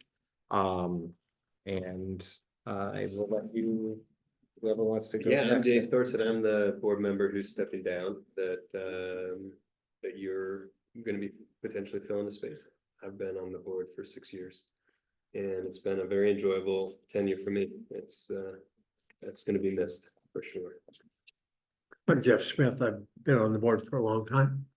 I believe in kids and I'm proud to be part of this school district that is so successful in creating good human beings. I'm Edie Jones and my background's mainly in early childhood education. I've been on the board almost 6 years. And as I've asked everybody else, to speak up and speak out. I wear hearing aids and I will work very hard to catch everything you say. But it really helps when people speak up. Yeah. Camden. I'm Jessica. This is my fourth year and another 8 and 8th Okay, so I'll read this Yeah. unless you want to. No, go ahead. I'm so well. Okay, well, I'm gonna lose my voice by the end of this. Okay, so this is basically the position qualifications and so on. So the qualifications, the board appointee must be a resident of the district for at least a period of 1 year immediately preceding the appointment. Be a legal registered voter in the district and may not be an officer or employee of the district. Term. The term for this position runs through June 30th, 2025. There will be an election in May for this same seat. Compensation. This is an unpaid volunteer position. Comes with cookies. Training through the Oregon School Board Association is provided. Time commitment. Currently, the board meets on the first Wednesday of the month from 5 p.m. to approximately 7 p.m. at the district office, this building. In addition, there are approximately 4 work sessions, 4 executive sessions, and 3 budget meetings per year, typically either following the regular board meetings or the 3rd Wednesday of the month. The dates and times can be modified to best meet all board members' schedules. Duties. The school board serves the community by setting district policies, missions, and goals. Board members approve the district budget, evaluate progress towards annual goals, guide collective bargaining, and evaluate the superintendent within the confines of the state and federal laws. A board member must be a skilled decision maker and a team player, a public education advocate, policymaker, and a vital link between community and the school board. Recommended practices. School board members are encouraged to attend the Oregon School Board Association Conference annually. School board members are discouraged from holding office in any school-based volunteer organization while also serving on the board. Okay. And so, as I mentioned, we basically have been asking everyone the same questions. We all kind of just go down the row. David has been leading off with, I'll let you go ahead. Actually, it's not so much a question, it's just an opportunity for you to tell us a little bit about you, since we haven't, I don't think we don't know you very well. Yeah, for sure. And I haven't met you before, so Okay. maybe who you are and then how you got here. Got it. My name is Emily Horton. I am a parent in the school district. I have 3 daughters. We have a blended family, so 2 of them are my daughters and 1 is my stepdaughter. I have been in Sister School District for 5-ish years. I came sort of in the middle of the pandemic from Bend. I grew up in rural Eastern Oregon and went to a small school. I really appreciate What town? Ambler. Oh, yeah. So I highly appreciate small schools and what that brings. I think the education, although my school was much smaller than this school, I think I had 20 kids in my graduating class. And I was really nervous going to college, but I think that education and the kind of opportunities really set me up to be successful, even though I didn't know it at the time. I moved into Southern California to a small liberal arts college there and was super nervous because we didn't have AP classes and we didn't have some of those opportunities, but the things that we did have, sports and FFA and FBLA, and that sense of community that I got from my small school really prepared me to be successful in my university. And then I went to graduate school at Colorado State for bioagricultural sciences and pest management. Then I lived in Jackson Hole for a while and I worked in the health department there. So I kind of switched careers based on the place that I was in. And was a single mom for a few years. So I know those kind of struggles that parents have when it's difficult to manage your kids and commuting and all of those pieces for small children. I started a daycare at that time at my work so that I could have my child on site with me. It was a co-op type of situation for babies, which was a huge, wonderful experience and really got me to appreciate how much work it is to have a daycare and start that. But the, early childhood education and what the, all of that goes with. I then got a job in Bend, and moved here as an environmental health specialist. So that's someone who, does health inspections essentially. I did food quality, air quality, water quality. And then when COVID came, I got thrown into the middle of the pandemic. So I ended up being part of the incident command system that the county set up and moved through that. Eventually managed all of the COVID response and recovery unit for the county. So I had about 70, 80 temporary and employees within the county public health system. And navigated that really, really difficult time, as you know. I mean, I think the question was around, how that looked for Sister School District, and it was just a very difficult time. So navigated that. And sort of in the middle of that, met my now husband and moved out and moved my kids we were in private school actually, in Bend at St. Francis, and moved out here. And I've been part of the community since. Yeah. So what would you say is the primary responsibility of the school board member? So I think we heard setting policy and looking at the budget, it would be the primary responsibility. Those are things that I'm really used to doing with the jobs that I've had. I understand regulation, I understand how you can take community and local needs and values that you hold and fit them into a system that's set, right? There are certain things we have to do, there's things we want to do, there's budgetary constraints. And finding a way to kind of marry all of that together can be really difficult, but it's really important. And I think it's hard to articulate that nuance to community and people that aren't involved, because they say, you're in charge. Why don't you just fix it? Why don't you just do that?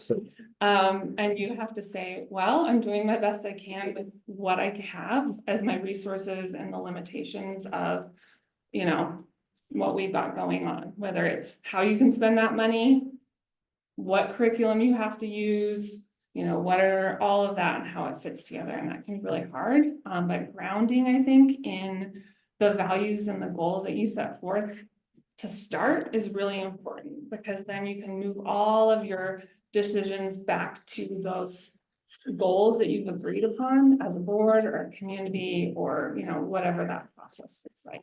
So, and policy is complicated. I would also say that, thinking and asking questions about how policy is rolled out and how you communicate that rollout, as well as the various ways that the secondary, the ripple effects of policy. And it's sometimes really hard to know what those are going to be, because you only have the viewpoints you have, right? And the people that are in the room is not everyone.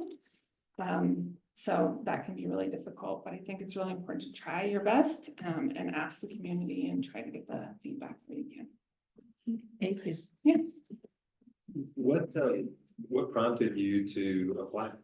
Why do you want to be on the Sister School Board? I appreciate being involved in the community, and like I said, growing up played a lot of sports. I had FFA, I had FBLA. I would love to be involved in all the things my kids do, but I do have a full-time job. I have a husband who's a firefighter and is gone a lot, and there's limitations on my time. So as much as I would love to be after school every single day coaching all of my kids' teams and being involved in that way, it's not really an option. I also think the skill set that I have and the experiences that I've had would fit really well into a school board position. That's something that I don't think, I'm not necessarily a PTA mom, and I'm not necessarily going to fit into all of these boxes, but I do think that kind of policy level budgetary thinking that I have from the experiences, big budgets, managing those, trying to understand, how those things fit together is something that really would work well in the school board. And I want to give back to the community. I love my kids and I love this community, So managing, I was reading through your, you were program manager within local government. Is that done through a board, or do you have public or private board? Is that a board? So- It seems like it would be. Well, it's, so I work for public health Right. as a program manager. We are governed by the Board of County Commissioners, so I am involved with going to the commission a lot and understanding, I'm on this side.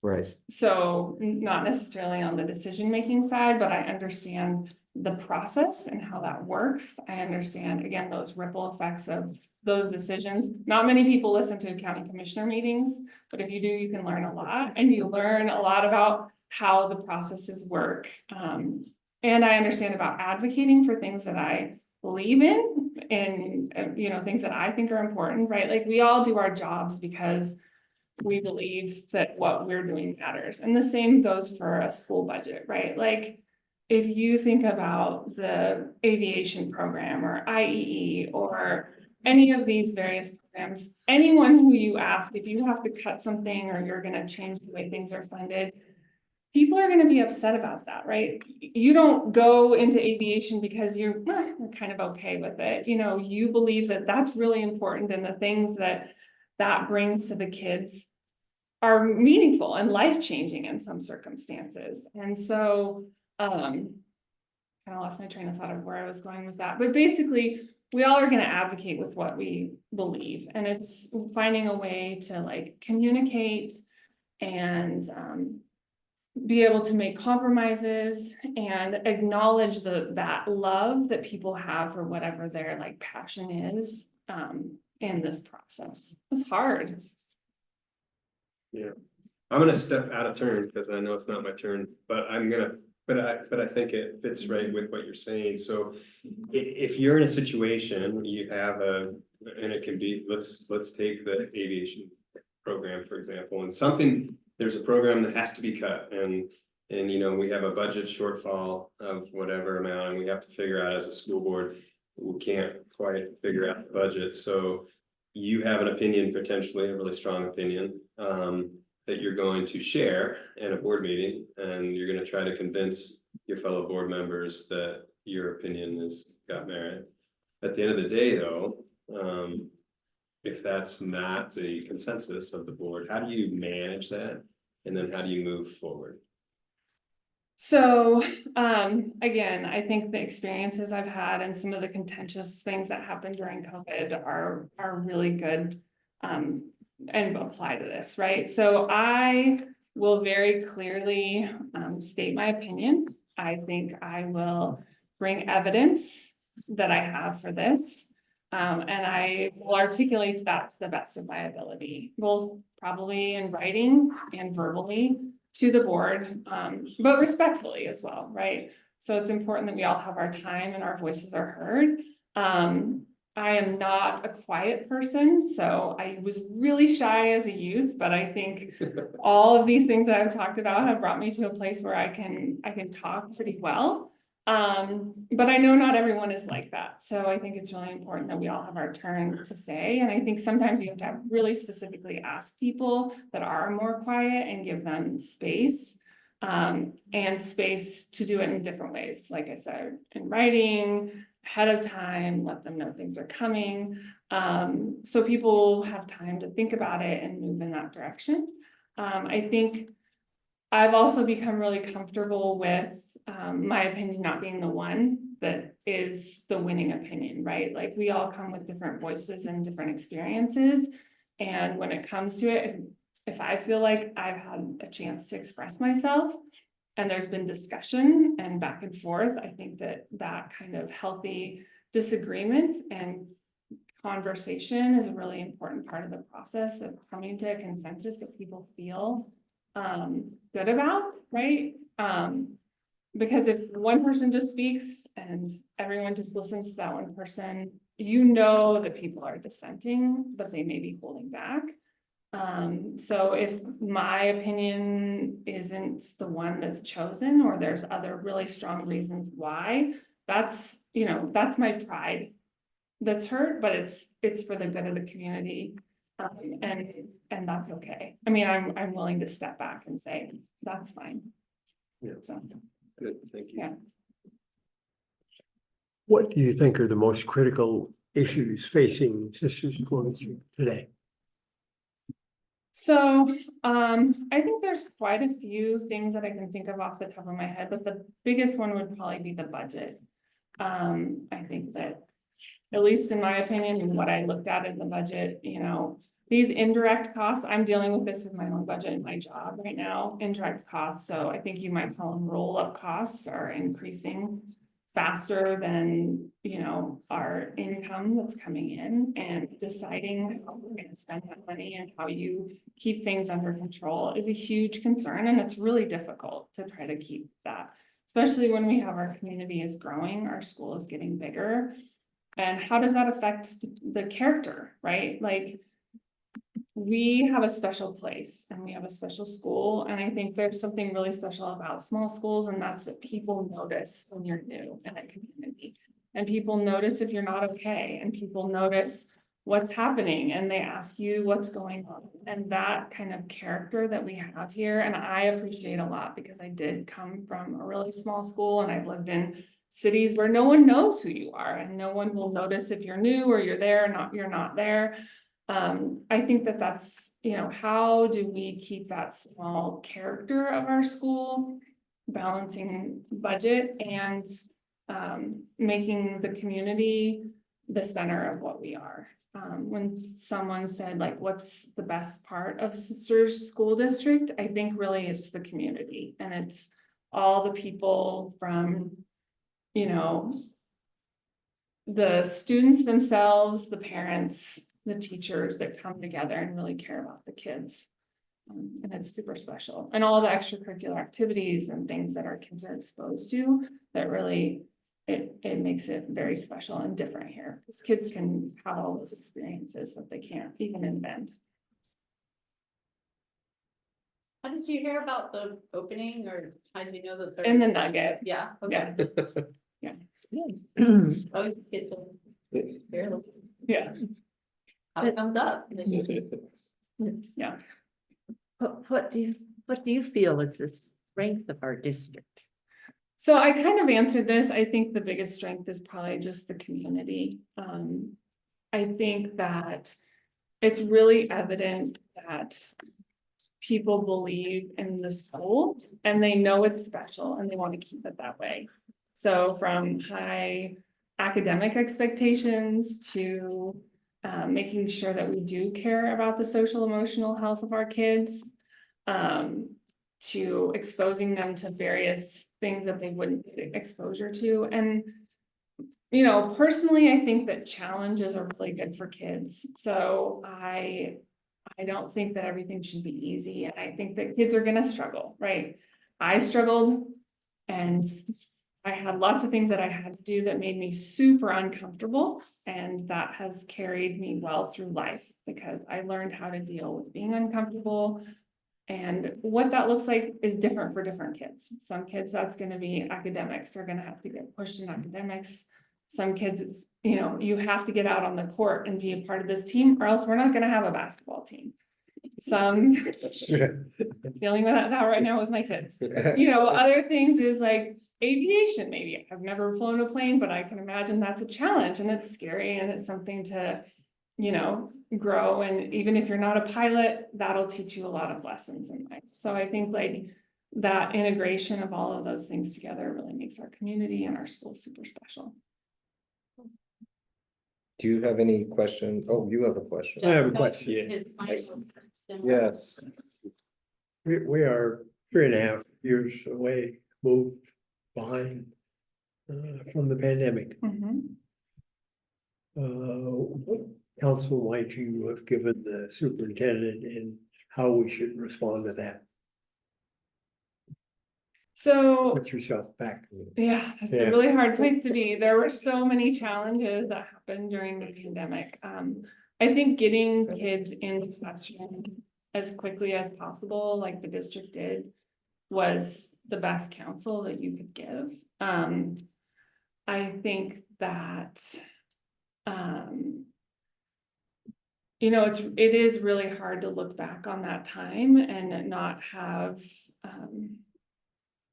second, how do you say, hindsight, it's 2020. And for me, it's especially difficult because I was involved, like very deeply involved in all of the rules and regulations and managing outbreaks and who could do what, and all of that was part of my job. For me, it was really important. I couldn't be in all of those places all of the time. So having people that you trust, and that you know are really motivated by the right reasons. I had a strong team of people who, we were, just like the school, there were rules that you had to follow in order to get funding, or there were rules you had to follow, in order to open up. But I think the kids in the classroom was the most important thing. I know my kids, my youngest was out of the classroom for just a short amount of time, but I think the disjointed sort of education at that time was hard. And I think that I'm still kind of dealing with the literacy skills at a lower level because of some of the things that happened during that time, and it was difficult. I think the one silver lining for me for parents was I think there were many parents who could appreciate and know what was going on in the classroom very differently, like what was being taught, how things were being taught, than we would have ever seen a glimpse into that. And I think there's been some reform from education, maybe at more of a national level, but because of parents actually seeing how their kids were being taught. And I think that is one of the silver linings. So I don't know if I answered your question exactly about what I would give Yeah. to the superintendent, but Sure. yeah. Okay, thanks. Mhm. Do you have any questions for the board or board members? I guess my biggest question would be, what are the biggest challenges that you would see for a candidate in this position for potentially just 6 months? I imagine there's kind of a pretty steep learning curve of like what your role is, how you interact. I think that's a great question. Maybe a question to start off, a question coming bouncing back at you is this, if you were appointed to this position, would you plan on running in the general election in May for the position? Because that position will be coming up. Yeah. That would be on. Yeah.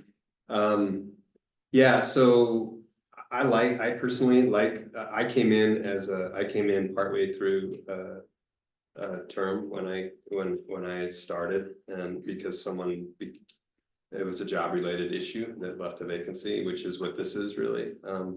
It's not perfect timing. I would have loved to have been able to step away maybe even 6 months prior to that, so someone could have a whole year or two in a position. I think there's a lot of value in learning the position in this manner, in my opinion, before the election. A, to see if it's something that really does make you passionate like you think it's going to, and then B, it gives you that experience as an incumbent, really, when you're running, and that's helpful because you really know the issues and you really know the way around the job. So it is, again, I think 6 months is a pretty short period of time, and that's on me. And so as soon as I had a change in my position, I came to the board and made the announcement, but the timing's not perfect. The timing's better than 3 months, but it's, but I think your question is a good one, and it's a hard role to step into. There's a lot more to this job than. Yeah, and it's budget than you think. season too. Yeah, it's budget season coming, and superintendent evaluation coming as well. Both of those are big jobs for the board, really big jobs.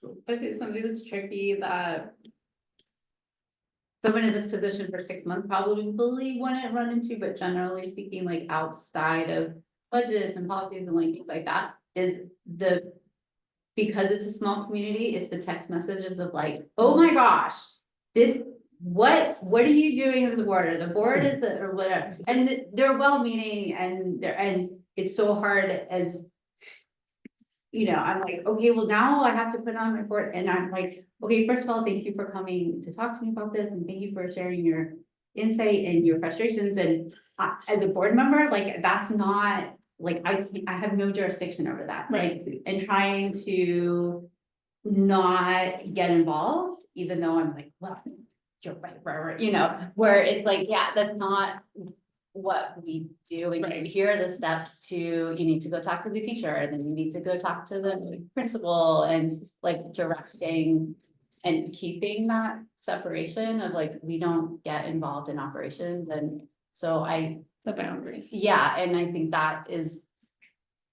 I think now it's easier, but in the beginning it was like harder to navigate that, and so I think that's part of like a learning curve in terms of.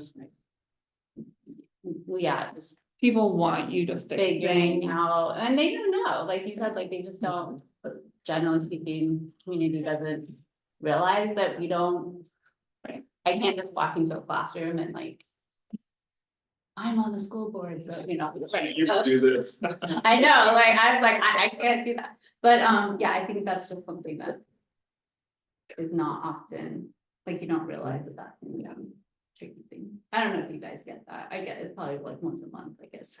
Oh, I think probably as a parent, because you know other parents and all. Well, I think that's probably, yeah, I know a lot of the parents, and I'm on pretty vocal on Facebook, and, yeah.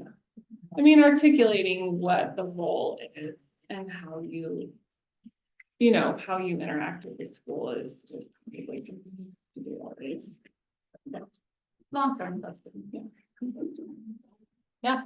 And- No. I mean, 6 months, any, Well, I mean, It's the most important 6 months. yeah, Yeah. I think that Yeah. that's the key is, if somebody is truly wanting to be on the school board, this is a huge opportunity to understand what it is. I also was appointed, I had a year, and I will tell you, it was not anything I expected. But yeah, it was Before a, elected. Mhm. I'm sorry? Before. Right, and then I Before was an election. elected, Yeah. but I absolutely love it, but there was a big learning curve. Mhm.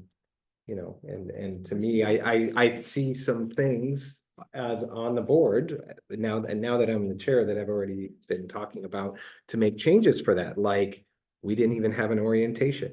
I plan on having an orientation with this candidate, whoever it is.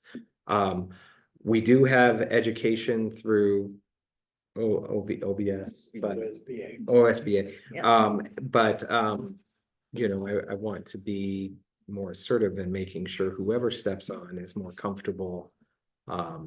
Or at least more prepared, I should say, Right. moving forward. But it is, I love it. I mean, it is the heart of this community, in my opinion. I mean, they're kids we're dealing with, right? They're our heart and soul. And one of the kind of special things is we do have Jeff, who has years of experience. I mean, I say this very genuinely in that his knowledge, not only of how a board runs, but how just his input into what we're doing and how we might go about things is so valuable. Yeah, probably that, like, oh, what about this? And the person says, well, we tried that, and this, It's a combination of just keeping us on track and knowing how the board operates is There's one, so many. and the experience of living through so many different things that the board has experienced. It's, I mean, it's a blessing, and David as well, but he's leaving us, so. He's dead. He's dead. But, well, thank you very much. This has been. Yeah, thank you. Thanks for coming. Yeah, and, yeah, we have one more person. If you don't have any other questions, we'll. Yeah, you're welcome to hang out. And if you'd like, or you. my can heart pick was up beating if you need fast. to. There was a basketball game, the girls lost by 1. Oh, Yeah. So I was like, oh, and I ran over here, still beating fast, and then I'm like, okay, now it's even beating faster. So they lost by 1 to, they played Taft, right? Yeah. Yeah, Palmer, and they lost, and yesterday was a close game too. Yeah, we missed that one. We Oh, drove back no. from California, ran over to the game. Oh, gosh. Yeah. Oh, Oh, bummer. That's, Yeah. that's. part One of more- what one I was more watching.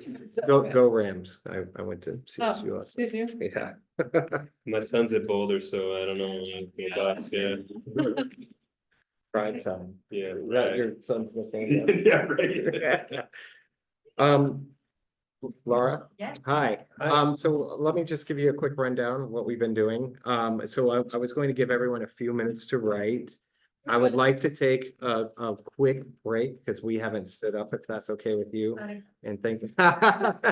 Thank you. And then we'll, all right, thank you. You want to take a break right now? Yeah, or- yeah, let's take a, you know what, I'll tell you what, if you want, why don't you guys stand, I'll read the rules. Oh, that would be amazing. Okay, yeah, take a break. All right, well, So, yeah, come and sit, and I'll just, this is just something that we've been, then I'll leave this. That's Oh, okay. right, since we need to this, do that. this is just, hi, Hi, I'm David. nice to meet you, Laura.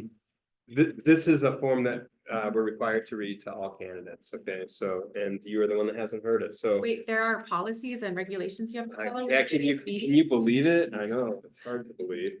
There's so many. So I'm just gonna read this as presented to us for the OSBA, all right? Qualifications, the board appointee must be a resident of the district for at least a period of 1 year immediately preceding the appointment. Be a legally registered voter in the district and may not be an officer or employee of the district, all right? The position, term of office will run through June 30th, 2025. I think I've already heard from the previous conversation that in May, the general election will be to fill this seat again. And our hope is that, well, I shouldn't say our hope, my personal hope is that whoever is in this position is interested in then re-upping or at least running in the general election once they see what the position is like. Compensation, I think you are aware it's an unpaid position, unfortunately. But you do get training through the OSBA and you will learn things that are, I mean, you'll learn how school board runs, and it's been, you know, I think it's like Asa was saying, it's been a good experience. Time commitment, we're meeting now, one Wednesday a month. The first Wednesday we typically, because, and it's really because of me, I work in the valley, so I come back just in time and we push the meeting. So for the last 6 years, we've met at 6. I believe the push will be to move that a little bit earlier on the Wednesday, but there's tons of flexibility and the board gets to decide. It's a decision that we make as a group. There are also work sessions in addition. This is classified as a work session, and those will be anywhere from 3 to 6 in a year, depending on what needs to happen. We have executive sessions as well. If there are issues, all the board meetings are public, except for executive sessions are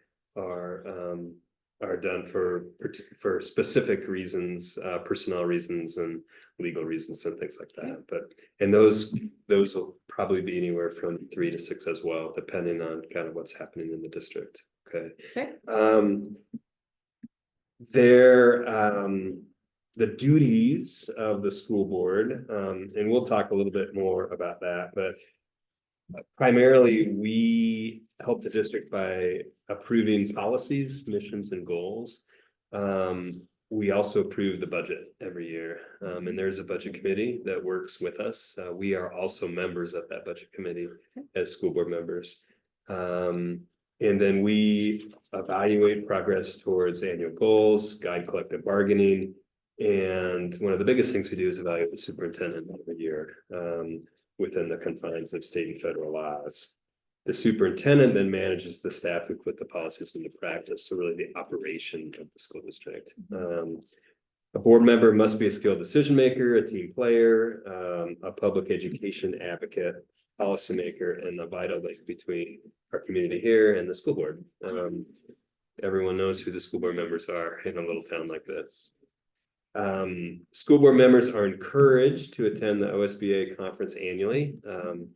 And school board members are discouraged from holding office in any school-based volunteer organizations while serving on the board. Makes sense. So there's no conflict. Is that reasonable? Yeah. Okay.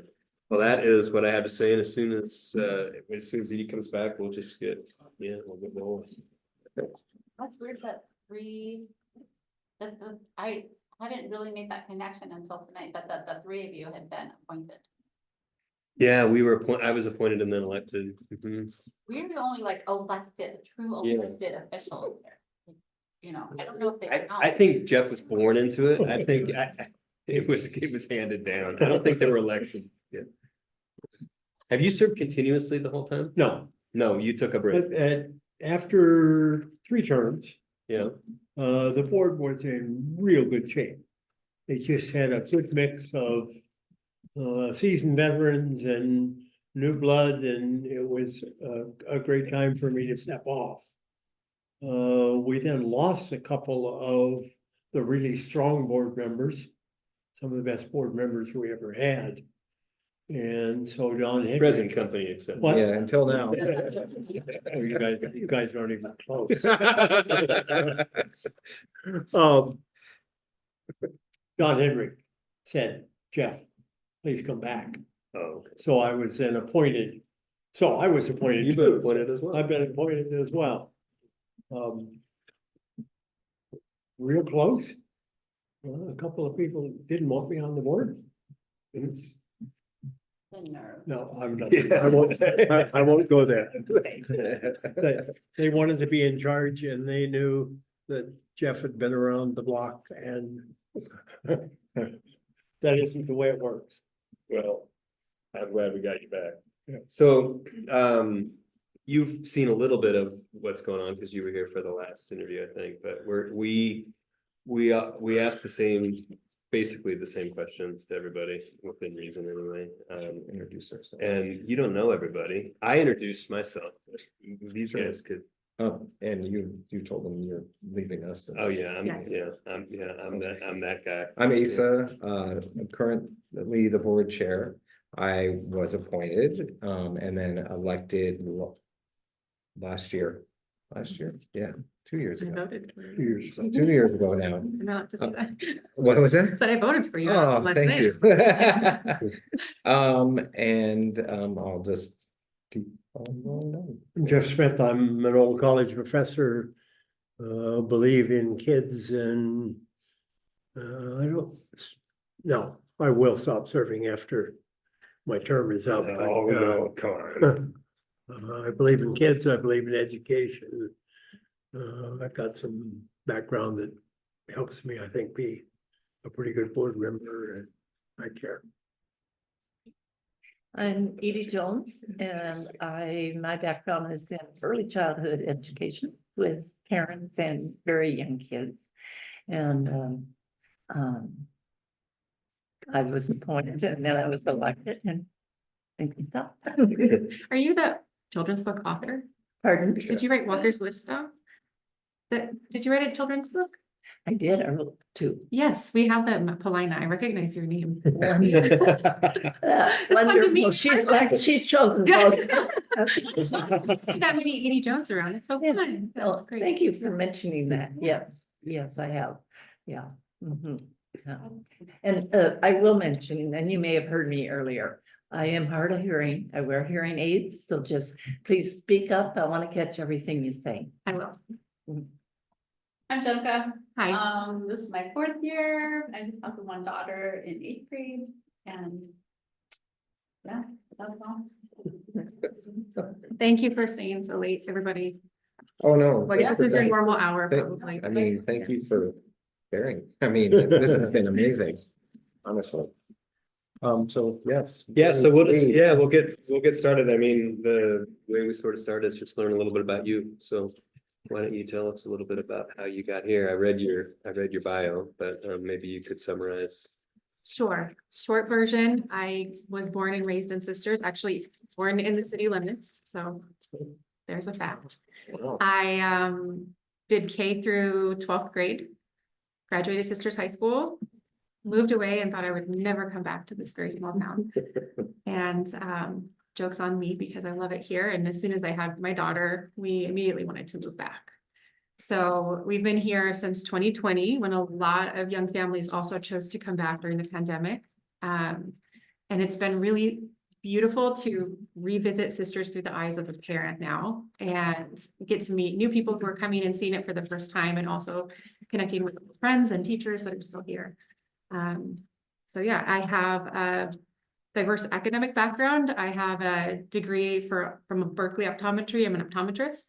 And then I also have a degree in the humanities from Brown University before that. So kind of spanned the spectrum there. And I really credit being able to get those degrees and having academic success in large part to the foundation that I taught here at Sisters. And I grew up in a low-income family, did not have a lot of resources, but really was supported by the teachers and the administration. And it's funny because I think I wrote in my bio, I wrote that I was given a sense of belonging, and that helped me achieve my best. And then later I was reading today when I was prepping for this interview, I was reading our like the mission for the school, and it is all about belonging, right? Right. And achieving your potential. And I don't think that that is an overstatement. I think that's the most important thing you can do for kids. So I think our role as a school board can be to help facilitate that sense of belonging in the background. Excellent, thank you.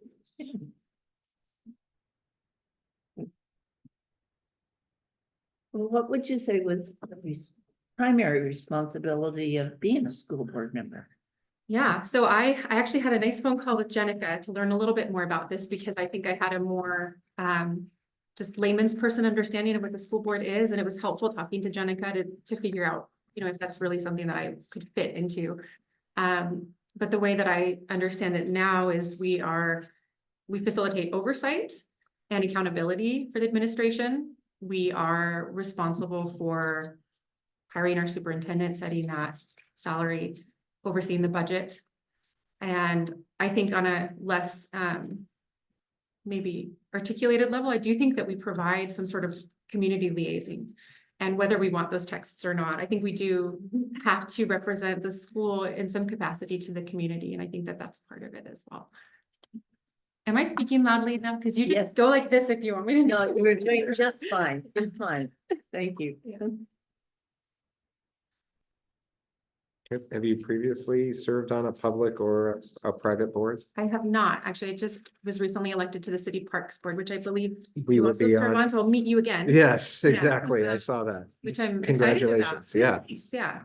I think That's great. That's fun. Yeah. So this will be my first time on a board in like a city capacity. I've done things academically, worked on the admissions committee when I was at Berkeley. I also helped on the hiring of our dean. We hired a new dean for the optometry school, but I was the student representative. So a little bit of a different capacity. But I'm somewhat familiar with that process. Strength of the district? Our teachers, I truly 100%. I think, we have teacher retention that's really phenomenal. And when you walk into a space, any business, any company, any organization, when people who work there care, you can feel it. And that makes all the difference. And I think the teachers really do care. And so whatever we can do to help support them and retain them, I think is going to be really important. In your opinion, what are the most critical issues facing Sister School District today? Well, there's a lot. I think I put, managing our budget or fiscal responsibility, allocating funding and resources. I think I also wrote on there liaising with the community. Having thought about that more, I would also say safety. I mean, it like makes my heart clench just talking about it, but I think thinking about public safety in our schools is important. Yeah, and I would also just say I am self-aware enough to know that I probably don't know what the biggest issues are, and that's part of my learning would be getting up to speed on what's actually going on. Those are the things that I perceive, but I trust that you have a lot more information that you can share. Happy to learn. Okay. Yeah.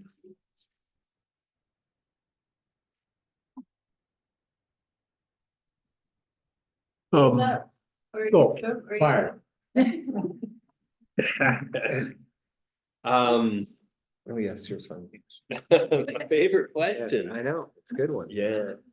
And I mean, it's, and this happens because it's happened to us, at board meetings, to each of us, I think, is that if we come in, you have something that's very important to you personally, or you have a conviction or bias towards a particular way a problem should be solved.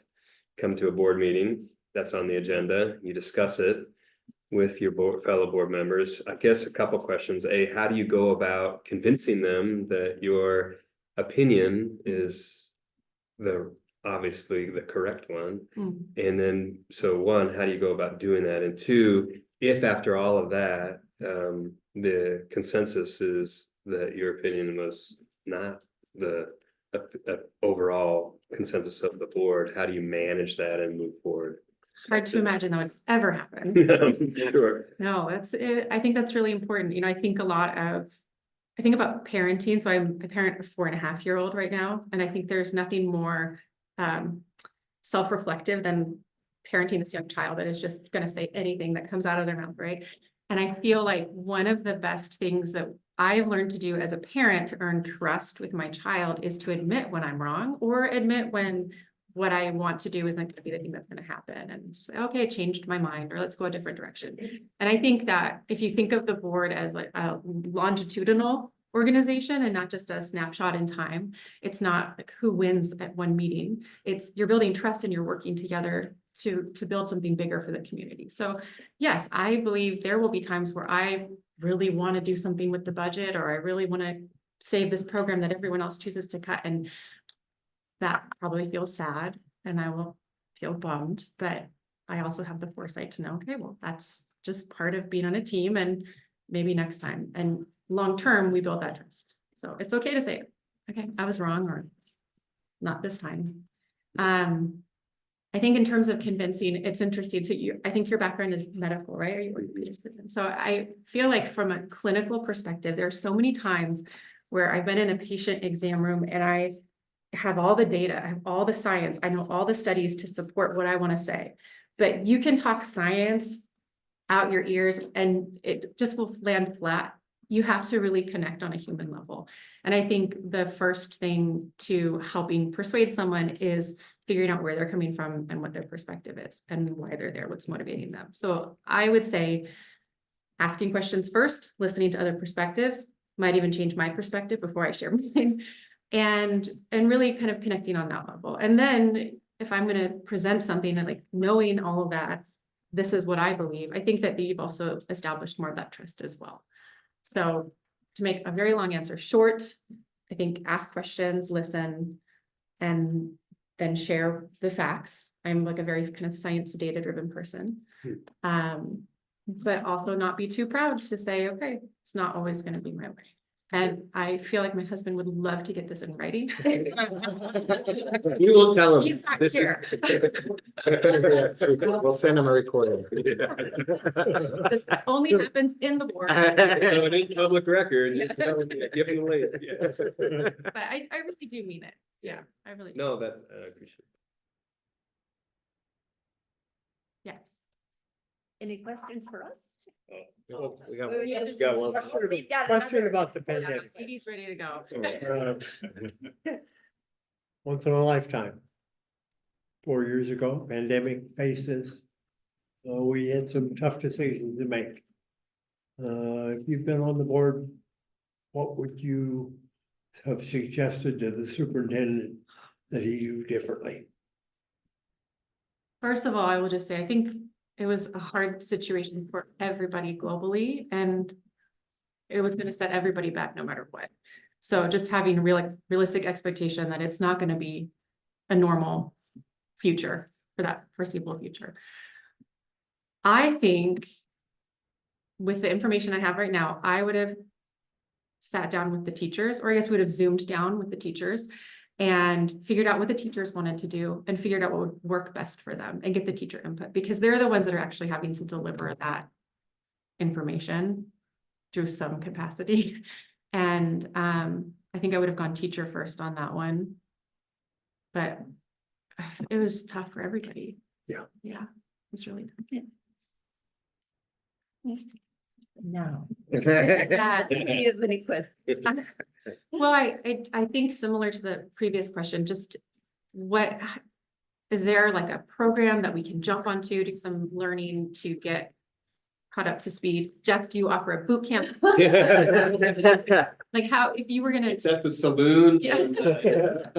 Lunch. Yeah, there's a ton of information on from the Oregon School Board. Okay, That we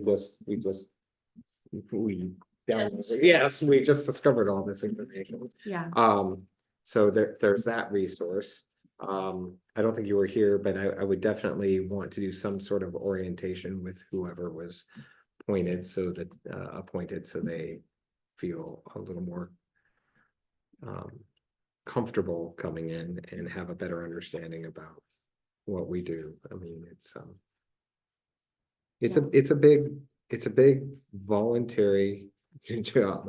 I mean, it's a lot of work for sure. yeah. I will add to that, just to clarify, I do have the luxury of time right now. I work part-time.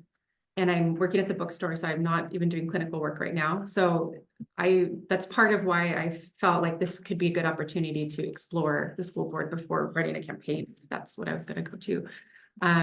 Because I have time to really delve into something.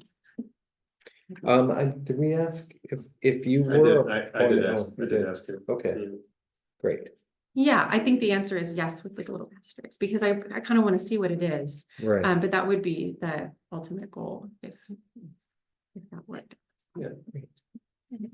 I think as you mentioned, right from the very beginning, the emphasis on belonging. Yeah, Is, preparing, belonging and inspiring, that's really, I think that's one of the things that impressed me the most coming into the board is that those three words really are taken into consideration by the teachers, by the principals, by each of the buildings and how they present whatever they do.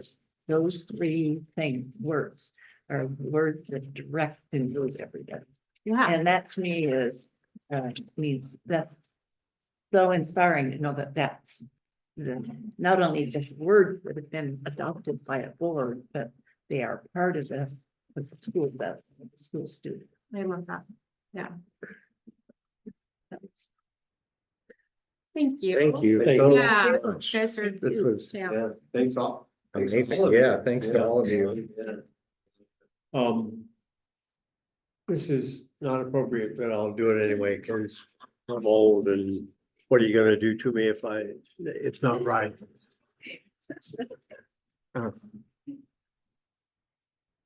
This is the best bunch of applicants for the school board I have ever seen. I would agree. Um, No, yeah, I like, just, all of them. Just double the size of the board. you know, clearly we've made some mistakes over time, so I'm not sure, no, I'm just kidding. Bright, caring, knowledgeable, willing to learn. Thanks. Yeah, thank you, all of you. Yeah, the hard job starts. right? It does. I mean, Well, let's Now just take, we're discussing, right? let's just take the 5 of them and we'll leave.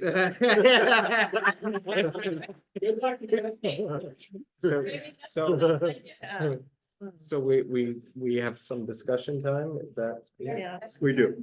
yeah, Okay, I'm just moving so I can. sure. yeah. Want us to leave during You, that? you are, it is a public meeting. You are welcome so to stay, but it's It's truly up to you. it's sort of a strange part about. It is a little weird. I agree for both of us, but it is a public. you. meeting. Thank you so much. Yeah, thank you. Yeah, thanks again, David. Pleasure.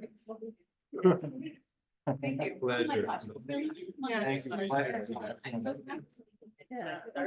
And it's so fun to meet you. Well, it's. Thank you so much. She'll autograph a book for you. So come on Saturday because I do story time. Oh, you do? Yeah, 10 a.m. I'll be there tomorrow. Tomorrow at 10 a.m. Yeah. we're Oh, I talking would about love snow. to. Thank you. Thank you so Thanks for much. everything that you do. Really, yes. And nice to meet you. Thank you. You're friends with Hannah, I think. Oh, yeah, she's my neighbor. Yes, she Yes. talks about you a lot. Oh, nice. Thank you. Right. All right. Hey, thank you. Hey, Thank you very much. Jeff? I. Thank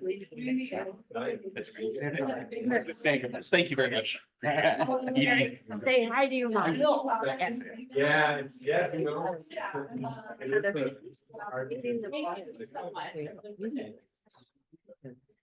I was thinking of that. And at some point. Primarily. Yeah, I don't. Halfway through, when we were talking. Oh, yeah. That I do. And I'd be very close to. Yeah, be there. And I've talked to her about, I mean, that, you know, waiting there and then. I'm not getting to the age. There are some. Yeah. Not because I'm capable, but just because they're. These. Yeah, absolutely. These young people who should be. Yeah, we'll have to have, no matter what. we'll have to have- I believe Yeah. uh, Good to see you guys.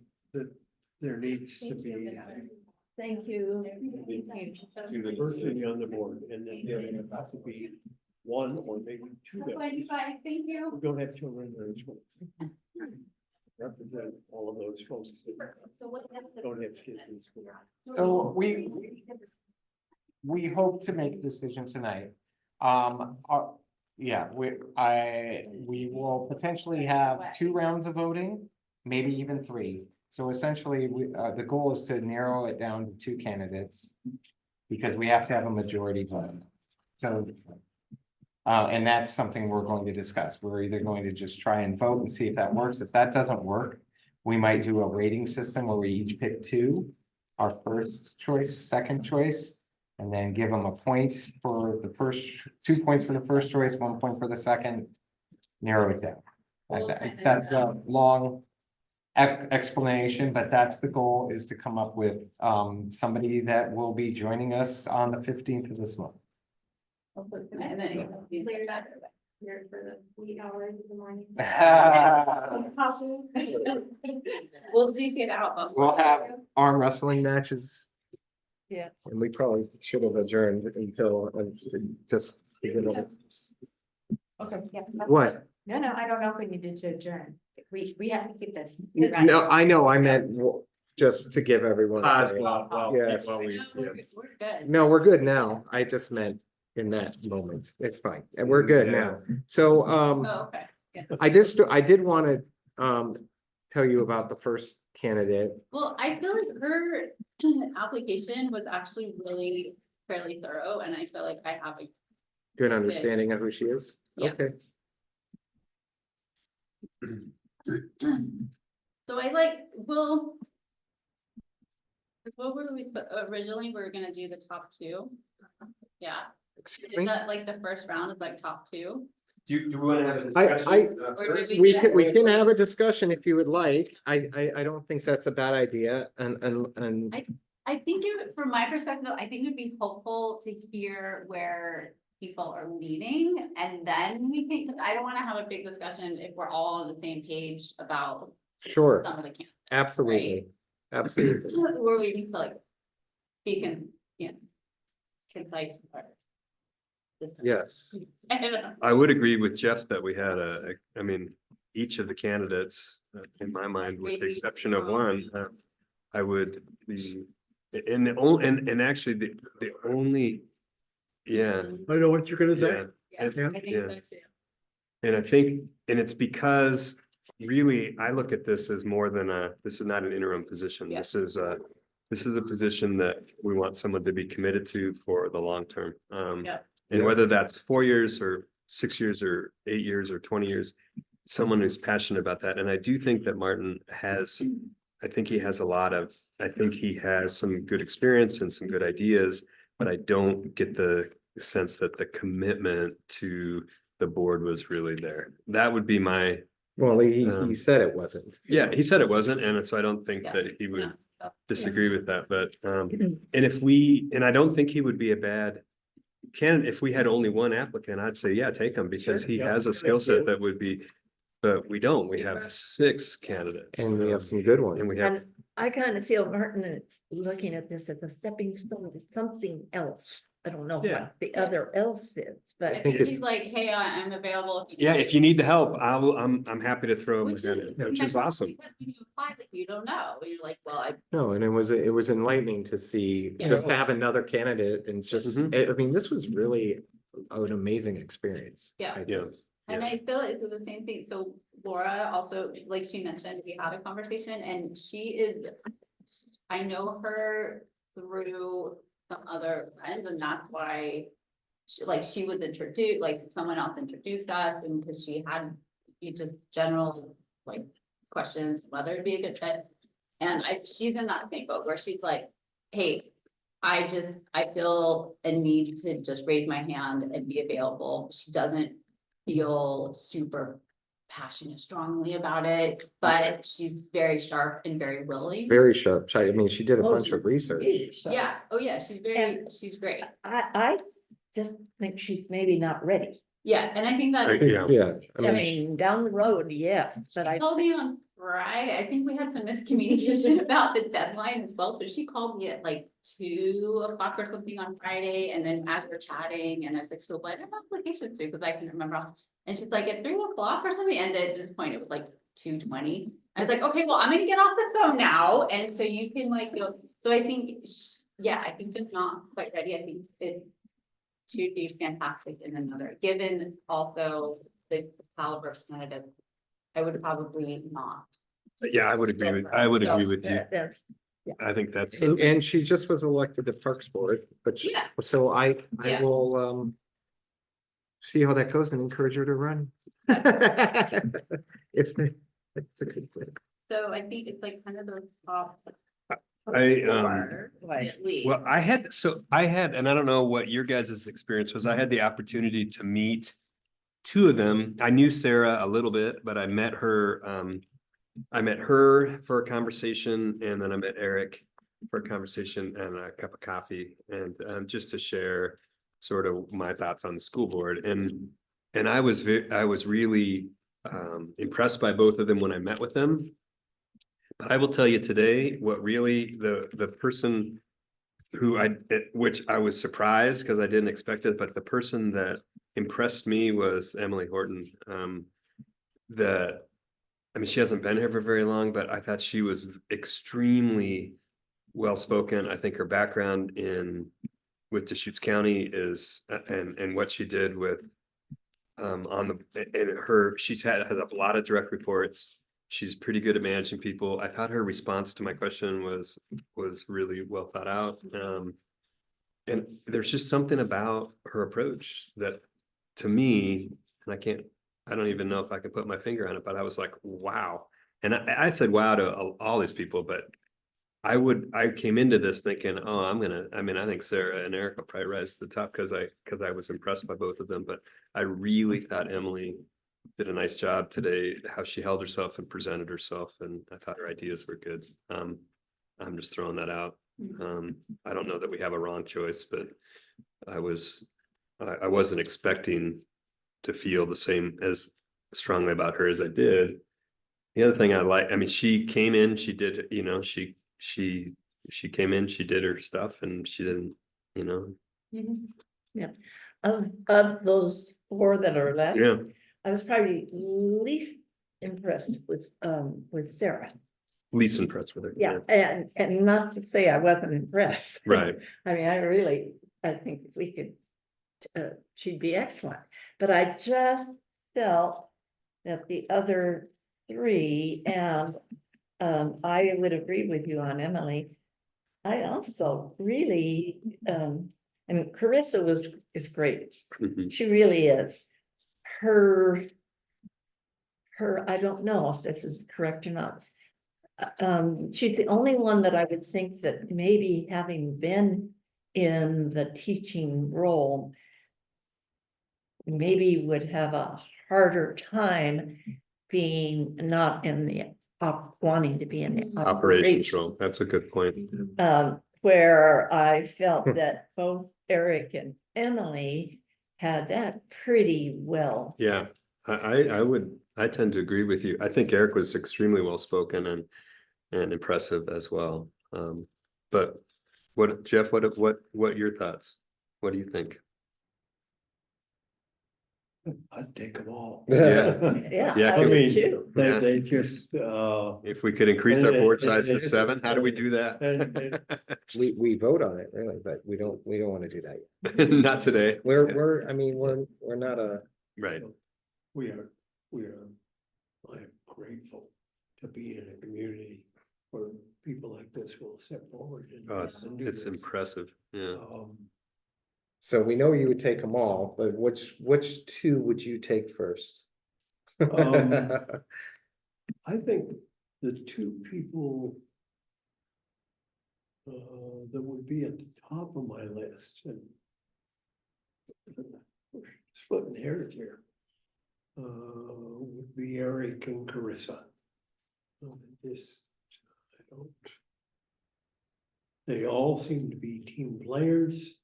They are all bright, well-educated.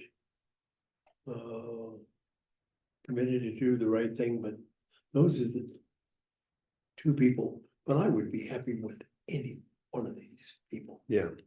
except for the fellow who Right. wanted the interim job. Right. Right, What, Who was also so impressive. What? I said, who was also so impressive. right. The thing about, cause So I just- hadn't thought about that issue, cause I think you're right. I was, after you said that, I was like, oh yeah, I wonder, I don't know, but Well, she brought it up even tonight. well, no, I mean that it would be hard for her to maybe distance herself, but I have to say though, that like at least she is so committed to the schools, so in it, like 100%, like she's so dedicated to the schools. And her responses, like anytime there's something blowing up on the Facebook group, she's so articulate and so good at being this neutral, grounded voice of reason. And she will advocate for the school, but not in a very neutral, matter of fact way, which has been really impressive, I think, to me, where I tend to get in there and be, well, listen up, you crazy, you know, and she's just like super chill and stuff. But I think that is going for her, but I mean, that's outside of the scope. And of I'm this, not, right? and I'm not sure that No, I'm yeah, I right. don't know. It's a good mean, point, I, though. that may not even be no problem, especially if she's able to keep things pretty level. But she's another educator where I feel like that is something that is an overlap with the current board. Right, where we have 2 educators. like the two of you who are represent that quadrant very well, but anyway, those are, I don't know, I'm just kind of thinking out. So, I mean, Ava, what about you? Or Asa, what did I call you, Ava? I'm sorry. I was just talking to an Ava earlier. I mean, I was, I was very impressed by Eric. I mean, I already was impressed by Eric. Did you guys serve together? Are you serving together on a different board, or No. how did you know him? I before? just know him through town, Oh, okay. and through friends. Okay. He's good friends with a good friend of mine, but I actually don't like know him super well. But I know his character and I know how he carries himself, and I know he's very thoughtful, as he expressed very well. Yeah.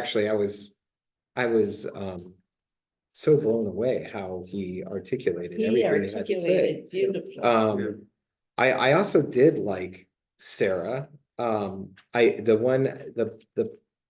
thing I'm kind of bummed about is I know what I liked about her is she's coming from a space of a single parent. Which would be something diverse on this board, and a good voice to have. What I don't like is her kids are going to be out of school in a year.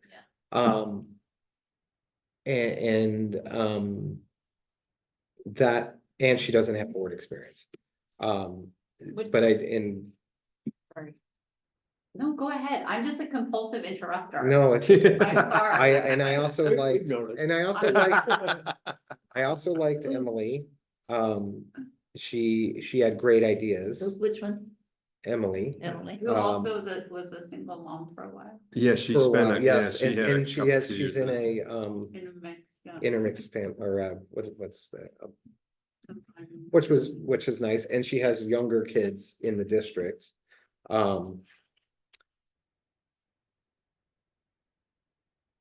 Yeah, Yeah. I mean, that's hard for me, but,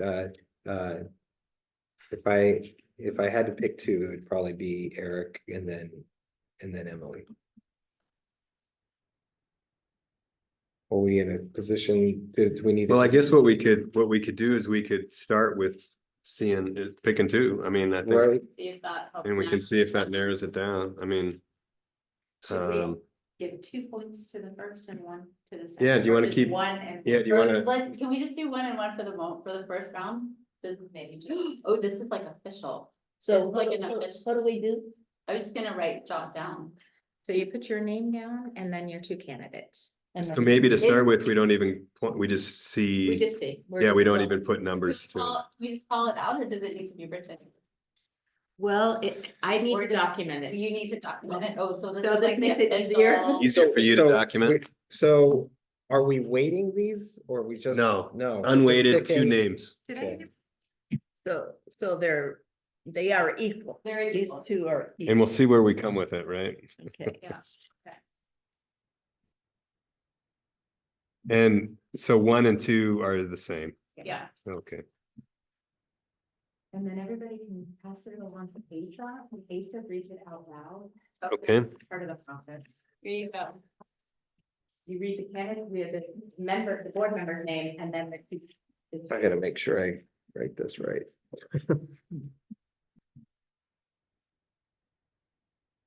And I'll tell you the votes.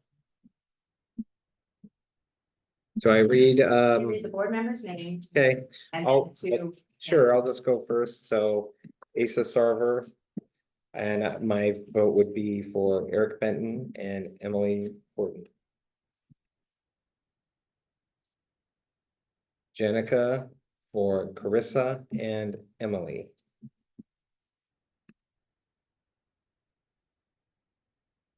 Edie for Eric and Carissa.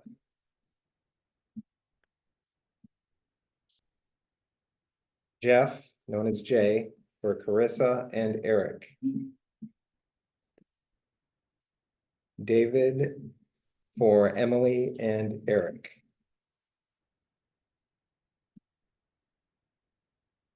Emily. Well, yeah. So is that everybody? That's 7, 8, 9. What do you got at our tally? I have 4 for Eric, 3 for Carissa, and 3 for Emily. Okay. I had 3 for them. And 2 for Carissa. Well, that's 10, so that would be right, probably. Yeah. Okay. So we've narrowed it down to 3. Okay. Now we have to narrow it down to 1.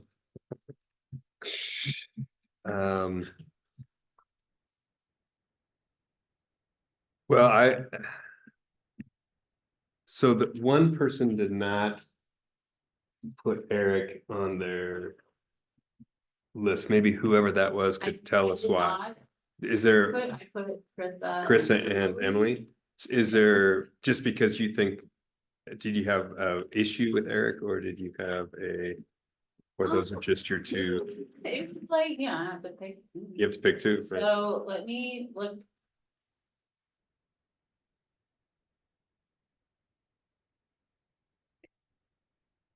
So who'd you say? You said Eric and Emily. Eric and. I wonder if I could. Okay.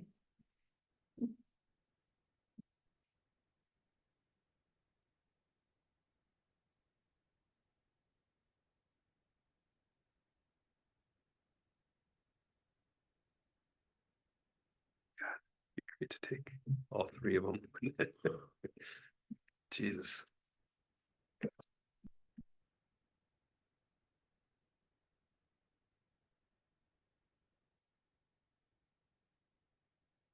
Well, and that you're gonna have to make that phone call, so, I thought it Okay, was an email. Is it an email? you know, I'll just ask her to. good idea. I think it was because of the three. Or of, of those, why I didn't put him more at the top was because I mean, he's super involved in the community, but has not, or at least from what my perception is that he hasn't had a lot of interaction with the schools or he's currently on a board, so he would be able to, kind of hit the ground running with that. But otherwise, I felt like there wasn't other diversity, yeah. Yeah, so there wasn't a specific issue, it's just that No. you like those other, yeah, okay.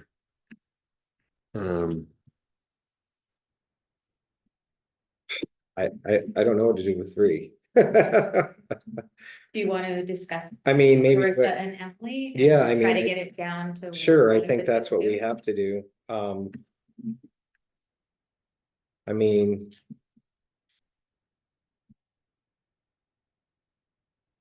For me, Emily is the reason I said Emily over Carissa is. We have people in education. And here's somebody coming from a different background, different experience, and would bring a different perspective. And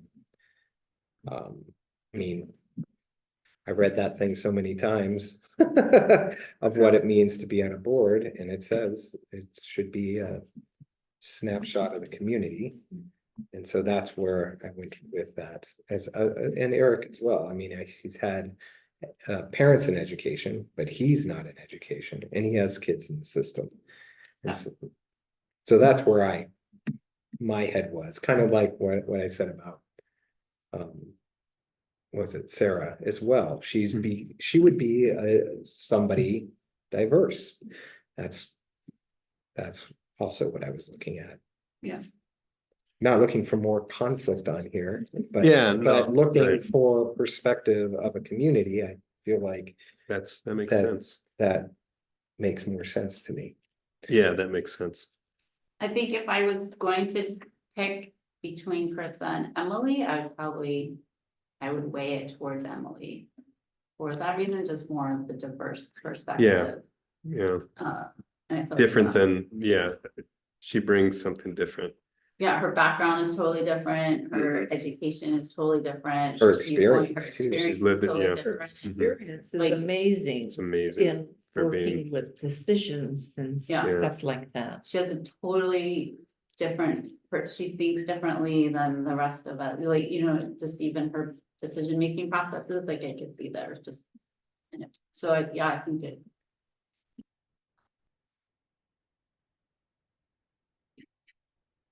Emily versus Erica, that's a tricky one. Yeah, It's a hard one. well, so should we continue our discussion or We keep discussing. Or do we do a vote between? I think we should discuss it First, just Yeah, briefly.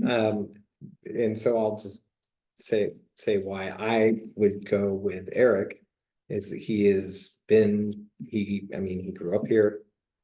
He's attached here. His parents were teachers here. He's not a teacher, so he's still coming from a different background, but he's connected to this community since he was, what did he say, 13 months old. yeah. If we put the two people with three votes up for a vote, We're down to two, I believe. are we down to two? We're down to Emily and Eric. Are we- are we?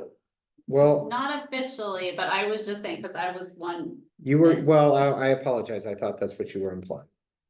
Because Oh. you said if you had to go between the two of them. yeah, I think, well, yes.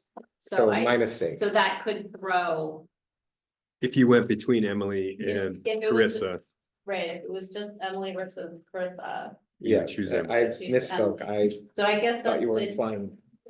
would there be any advocating for Carissa versus Eric and Emily?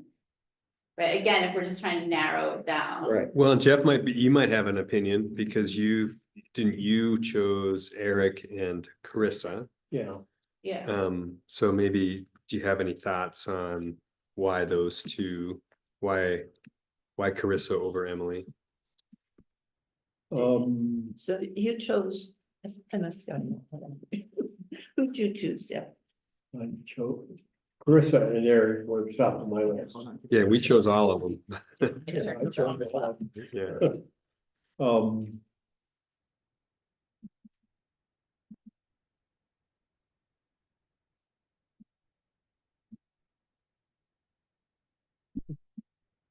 The distinctions between them are so minimal, and each of them has strengths, and I think each of them would do a great job and try and.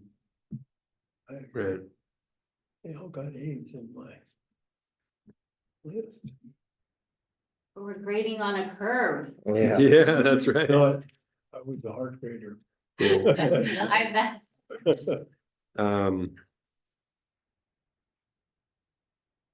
Well, maybe that's what we could do is take the vote that we have and attach that we gave and give numbers a 1 and a 2 to.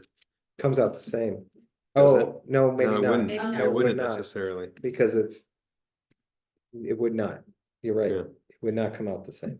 So informally though, if it, That was kind of why I thought that in my head, that we went to 2, is because if we're choosing one over the other on the 2. is we write.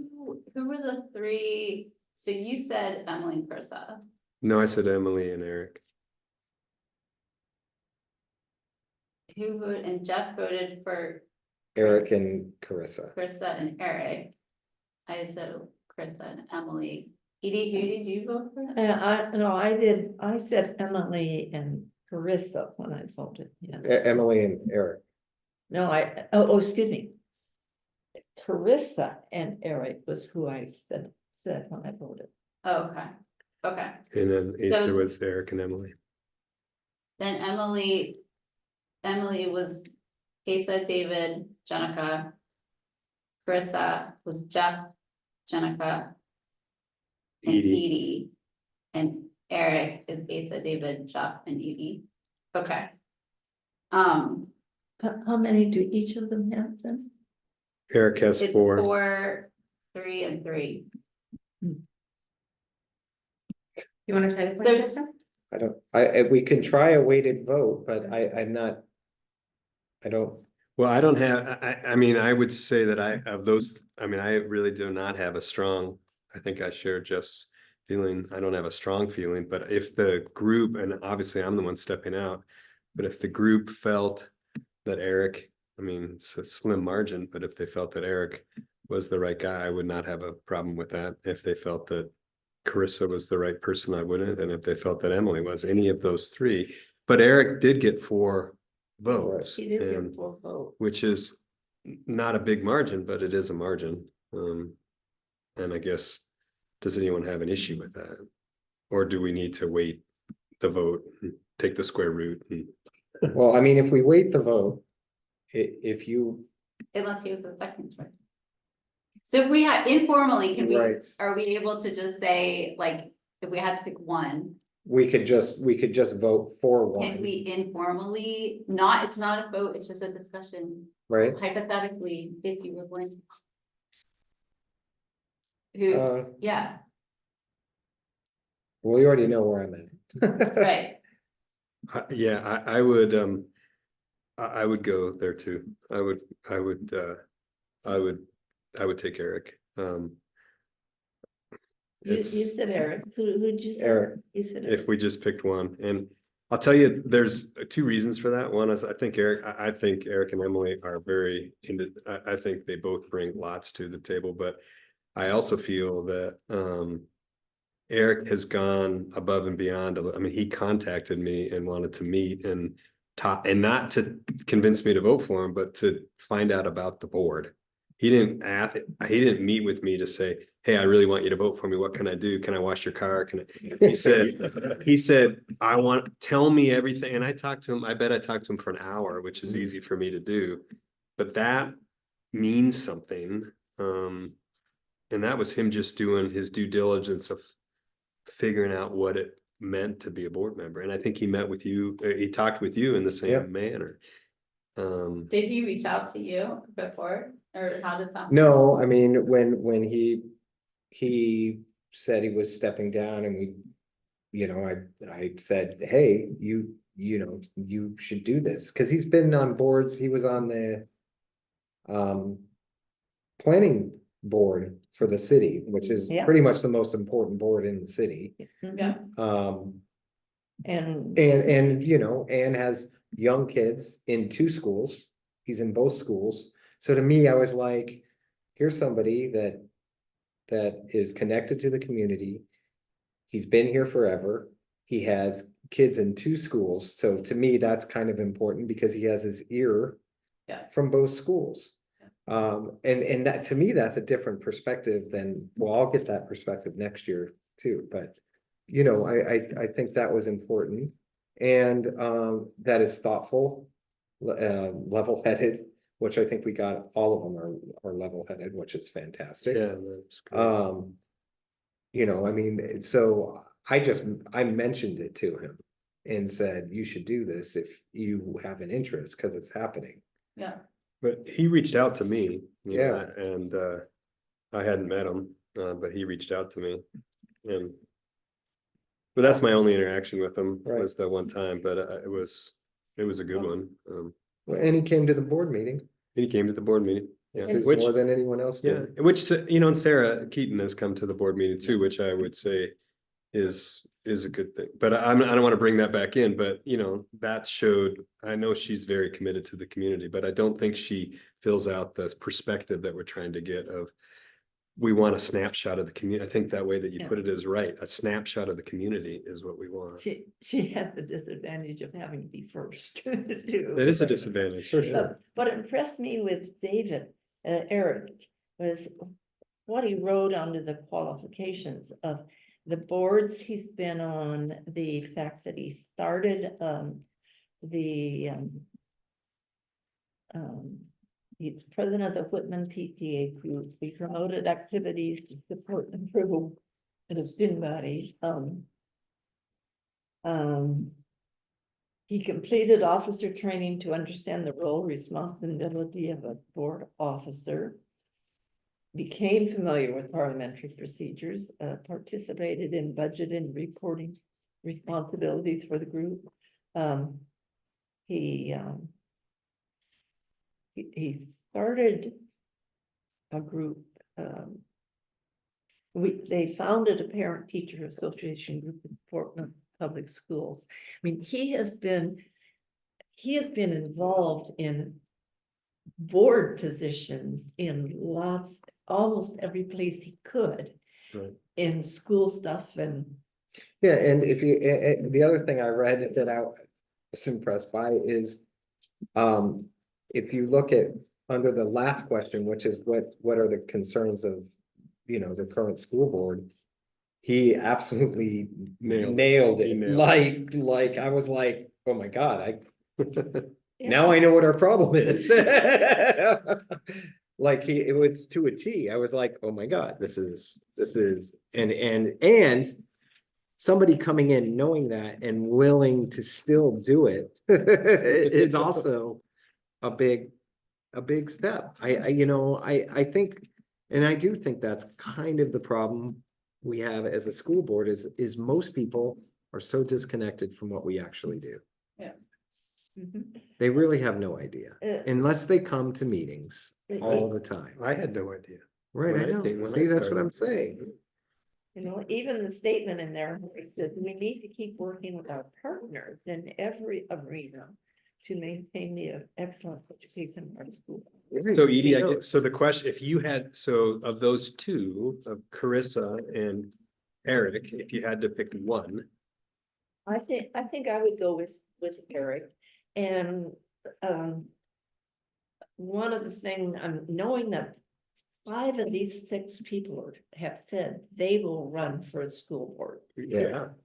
There are going to be 3 positions open. That's right. David's is going to be open, mine will yours be and open, Jenica's. and Yeah. Jennifer's will be open. There Yeah. are gonna be 3 places where these people can run.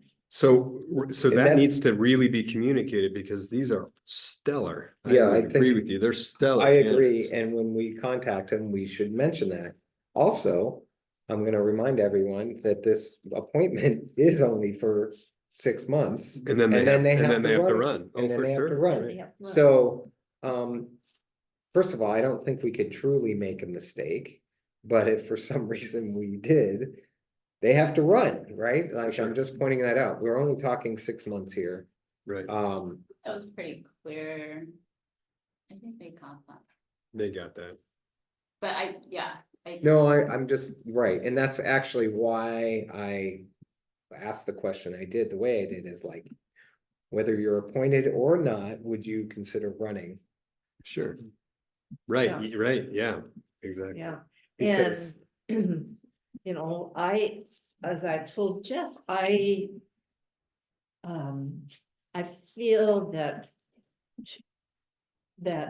I am moving into the age where I need to step aside for these young people that are going to be around for a long time. And my hearing does make it difficult for me to really be as participating in board meetings as I want to. I try very hard not to let it be a problem, but it is, I have to recognize the fact that if, you know, when people are speaking, if they don't really do as I ask them to, hold their head up and speak out, and if they're talking down like this, and that was why I dropped off to the high district board, because oftentimes people would turn and be talking to the people over here. Everybody else would hear them and I would not catch it at all. Right. And but I had decided I would run because there were people in our disruptive meetings that I do not want to have elected. And I was pleased none of them applied. Right. Yeah. And these 5 have all said they will run for an office. Yeah. So I may decide, the only thing is I don't really want to, because I really enjoy it. And I am awfully excited. We'll start our own little meetings, okay? Yeah. Just all of us ex people, yeah. You know, Yeah. awfully excited about the conservation area and all the, when I drove around with Kurt and saw all the places that we have opportunities, I thought, wow, I want to be around for this. So be on the planning committee for it. Yeah, Doesn't mean you don't have to do it as a school board member if you don't want to, if you don't think you can. I'm just saying that if you weren't here, doesn't mean you can't be involved. for sure. Yeah. What say you, Jeff? You kind of heard Eric. But it kind of seems like we're moving toward that consensus. Is that, would you And be then okay with that? that's fine with me. Jenica?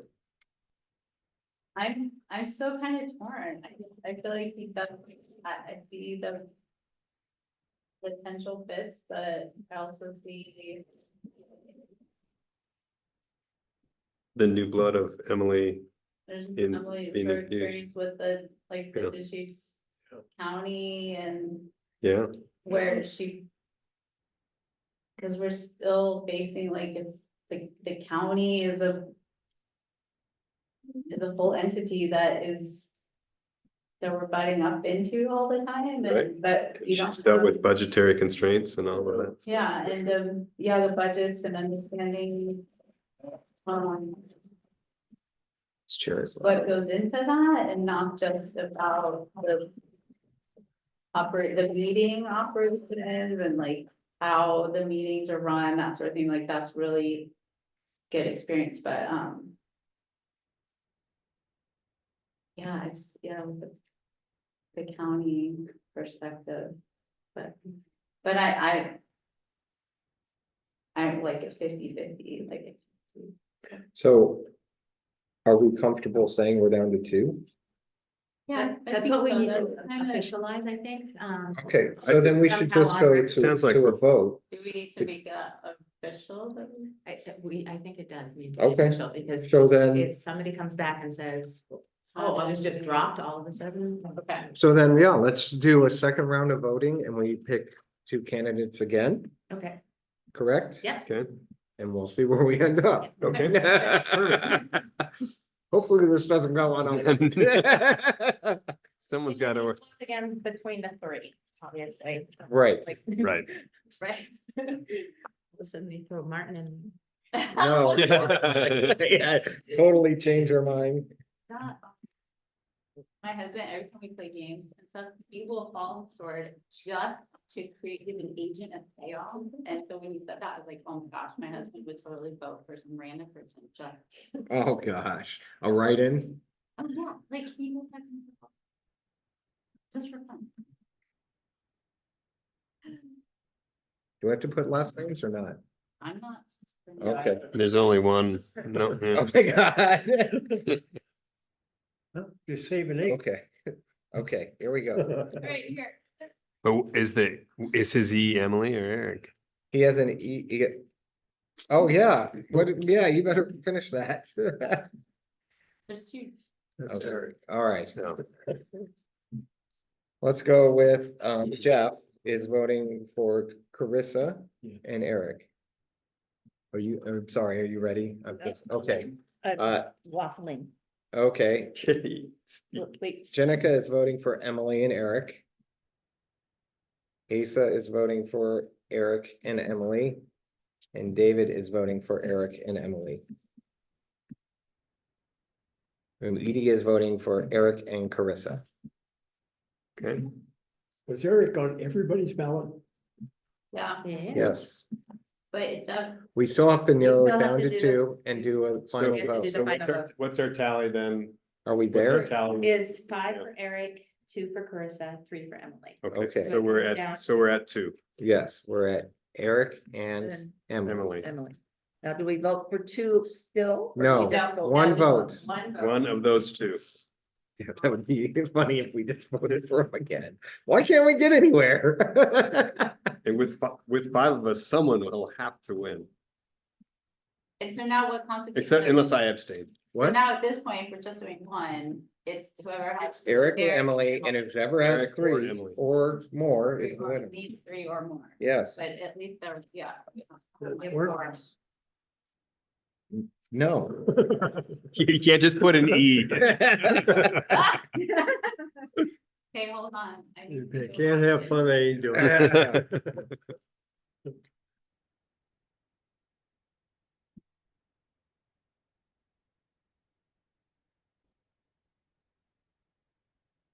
Thanks for whoever brought the goodies. God, yeah. There's a Yeah, this is, I colleague gotta, of mine. this that's is my based dinner in right now. College. That's nice, yeah. And- And it's been dinner, Hey, yes. Amy went above and beyond the Call of Duty too. She came and picked me up. Oh, Wow, man. You didn't give me yours, right? I just. Jenica, you're still thinking? No, At I'm still noon, thinking. Okay, thinking that's it what I was thought. the I just- SD when we were I just wanna driving. make sure I I didn't just- miss Right. something. I was like, I just, was holding up everything. I called and I said, could I come virtually? And she said. How can we help? This is my I don't other know how we like do that, thought because we gotta process, vote. and maybe it's just because I'm too. She lives there. My brain. Oh, is she like does? to But like, she Oh, didn't okay. hear. like strategy, She was here working Okay, where we really do get. and she behind a ran lot of, home Right? and through this then came process. pick me Mhm. up. And Okay. but We did. she may So not if have you- gone I there. feel like in I live the- very, in an very close, so election, within 2 miles, actually. Eric, like, no problem, he'll get elected, right? I would Like, agree. Did you he- get yours right, done? and so then I feel like in the election process, he doesn't need this to help him in the election process because of his experience and because he's been so involved with all the other boards and that sort of thing. Where that's also another reason why I'm feeling a little torn, where I'm like, if we have an opportunity to give someone a leg up and then, because on paper, right, because the community doesn't get. They don't get to the- talk to these. They don't get the advantage of what we just had. Right. And so that's why I also would be like, well, I would vote for Emily for that reason, because in an election, we're already But gonna see, get Eric. Like, I have to disagree, because if he ran for your seat, you would win. but not all of us are running. I mean, you know what I mean? I Like, don't know if that's true. because who's coming up in the election? Edie, you You too. And there's 3 seats available. Well, this seat, yeah, One seat. my Yeah, seat, well, yeah, I mean, that goes So up for if- election. but yeah, that's if still Edie- election. But you saying that you're not running. I haven't really decided. Oh, What I'm but saying. Okay, Oh, I Seeing those folks makes me think. So oh, I don't okay. think anything's turnkey at all for Okay. anybody. I'm just Okay. saying, but just. No, you- that's fair. Yeah, Okay. Have you voted? No. it makes me think of the first time I ran. Jay called me and told me to run. I was in Prineville, and I put my application in at the 11th hour because it was just that, it was the one guy that had signed up was, you know who I'm talking about. Yeah. And so I was like, and he's like, you gotta sign up because this has to be more than one person. You can win this. And then I signed up, I turned it in, and then you turned yours in at the last minute as well. Yeah. Remember, that's when I met you. We went and had drinks at the Open Door. And I Yeah. told you that I was gonna support you. And then I wrote an editorial in the Nugget about how I was running, but not really. I was really supporting Jeff And you Smith. still got a bunch of votes. I think my family voted for me. And then I later, and then you. Yeah, so I tried to get out, but I missed, the deadline was, I put my application in right before the deadline. And once it's in and it's in the voters pamphlet, you can't undo it. Yeah. So then I publicly supported Jeff, and then you guys had a board member that became a teacher, right? And she had to step away from the board. And you were. Or she became an employee. Somehow you lost a board Yeah. member Can you Yeah. please? a year or 2 later. And that's when Jay called me again. Yeah. Yeah, and I had put my name in on that when you were. Oh, you did on appointed. that one? And I was interviewed virtually because I was in Boston, Phoenix or someplace. I was with one of my kids. And, but then but at the meeting where you were appointed, another teacher dropped out. Oh, and that's when you- Another one of the women dropped out Oh, and, then they called you then for they that. called me and. Got it. Um, It's funny how things work out. No, that's not. All right, shall I read these? Yes, Asa voted for Eric. David voted for Eric. Edie voted for Eric. Jeff voted for Eric. Jenica voted for Eric. Okay. Look at that. I figured it was gonna be before it gets fun anyway. your points are a super good one. And I hope that whatever message we can send, that we keep them all of these guys really interested in insightful. continuing. Yeah. Well, I think we need to do that in however we Yeah. relay this information, and I'm not sure, is it supposed to be me to make these phone Well, calls? Well, I think so. I think the board chair probably That's fine. is the most appropriate. Don't you think, Jeff? Yeah. The most appropriate? Okay, I think between the 5 of us, though, we haven't connected the most of them. Like I knew Personally, three. I of think we have a them. connection, but I would still argue that the board chair should. And I think the guy who bailed should. Oh, Oh, well. Yeah, I should have. There you go, Colin. Hey, Hey, just- you want to help us out, here's the deal. You have 5 phone calls to make. You don't have to tell yourself. Right, I don't have to tell me, This is being recorded. Just That's kidding. great. but I mean, I think that I think the coming from the board chair carries a lot more weight, and I do think we want to impress upon them all that we are interested in them being involved. Sure. and Becoming school board members. No, Yeah. I'm on board to say that, and make those calls. I do want to know, I want to make sure I do it properly. Whatever proper notification is based on things like that. Do you remember how you were notified? I mean, Jay, I mean, he was the board chair and he called me that evening. And Jay called me. Yeah, It's 9 o'clock. yeah, I don't think you do it tonight. Yeah, I don't either. You could send a text. Oh. Yeah, that's a great idea. Put it on Instagram or something. Put it on your story. I have Martin's, I have Eric's, I have Carissa's. You should have everybody's because. No, I meant in my phone, because Okay. these are all people I've talked to. Yeah, I don't know. I who- can send you the. Yeah, and Alright. I'm going to be on another board with If you, in this document. Laura. Um, Yes, you I, have the- okay. I'll tell them. So when is it appropriate to contact them? Like, I'm just curious, like, should I be calling these people tomorrow? Yeah. Should I think- wait till Monday? Yep. Yeah, I think tomorrow, Saturday is still. Okay.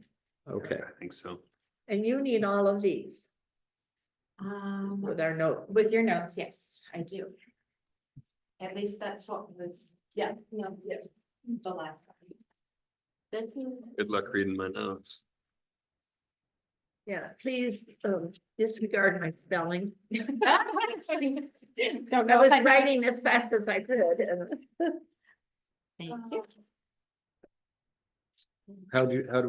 oh, yes, excuse me, why don't we go ahead and close out this meeting? Let me look what's left. What is left? There's the meeting time. Oh, yes, so announcements, January 15th. Regular board meeting At 6. at 6. Why is it at What time 6? is our meeting? I thought it was going to be at 5. Five we- or six. It's always, why is there, Remember, were you here when we discussed changing the time to 5? Because this was the good reason right here. This guy. oh, OT, like generally Yeah. changing, oh, yeah, that's, yeah, okay, I didn't realize that was starting like Yes. immediately. Well, it doesn't have to, but to me and everyone else here, it seems like an earlier time is better. It doesn't matter, I would check we with could- Eric and see if it Right. makes a difference for him. Okay, so why don't I do that? Why don't we just say Double it's check, at 6 and then when I talk with Eric, we will all find out if a 5 PM meeting is good for him. And then that will become our regular meeting when I speak with. I've got wrestling practice, so I can skip out easy. Oh, what time is that? 3:30, 5:30. Every Wednesday? Oh, every day. So. Skip it out today, so. well, One day a month. Yeah. Yeah. Okay, Well, that being said, I don't remember. Oh, never mind, disregard that. okay. Hey, before I say meeting adjourned, I just want to thank David for everything Yeah. and all his guidance in his 6 years and in the 2 years, you know, you've been a teacher to me. And I super appreciate all the support for sure. And I am sad to see you go. Thank you. You bring a presence that will be very missed for sure. Well, thank you. Thank you. Yeah, I told everyone that it really is a bittersweet thing. I mean, I think there is the time that, you know, it's great to make space for someone that's going to contribute a lot. And I think Eric will. I've been super comfortable with this, with you coming on board, and that was a great addition and taking on the chairmanship. And I think all you guys are at a ton, and it's been awesome. I'm hoping we still have our standing lunch dates. Absolutely. And now, since I'm not on the board, we can actually, we can start including these people. Wow. Yeah. That would be amazing. Yeah. But I'll stop by every once in a while, see how you guys are doing. Yeah, it's like Well, watching you grass are- grow. You're invited to the next board, Yeah. because there will be a little something. Oh, So I'll be there. Yeah, show up. oh, wow. More cookies. Yeah. So if that's the case, we need to go at 6. No, I think I can probably, I have more flexibility. I'm coming and going more, so. I'm staying less nights in the valley. I'm just going to the valley more. It's back and forth stuff. Okay. Down in the morning, home at night? Yeah, for some days, and then I'm trying to learn the whole Teams, Zoom. You do a lot of remotes. Do you do a lot of remote stuff? Should I adjourn this? Not Yeah. anymore, Yeah. but I Yeah. would. Adjourn the did- meeting. All right, I would like to adjourn the meeting at 9:03 PM. Very well done, you guys. Very well done.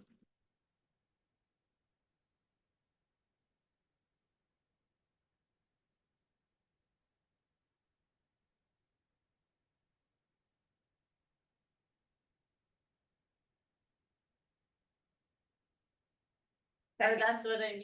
Okay. Yeah, the move. All right, I gave you the. Is this still recording? Well, Yes. It's still recording. So- Okay, meeting is not adjourned. It's back. Meeting is back in session at 9:04 PM. To make an appointment motion. Do you have that motion, David? I gave you a. David, you Sorry. should Gave you do a. it. Hold on, I'll find it. That's the outgoing. You should make some.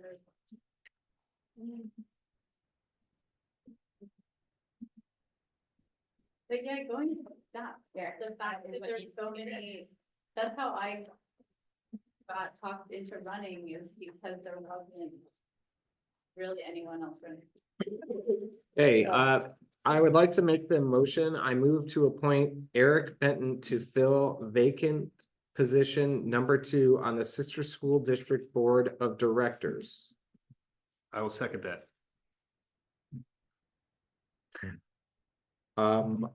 All in favor? Any discussion or do? Or- It has been moved and seconded.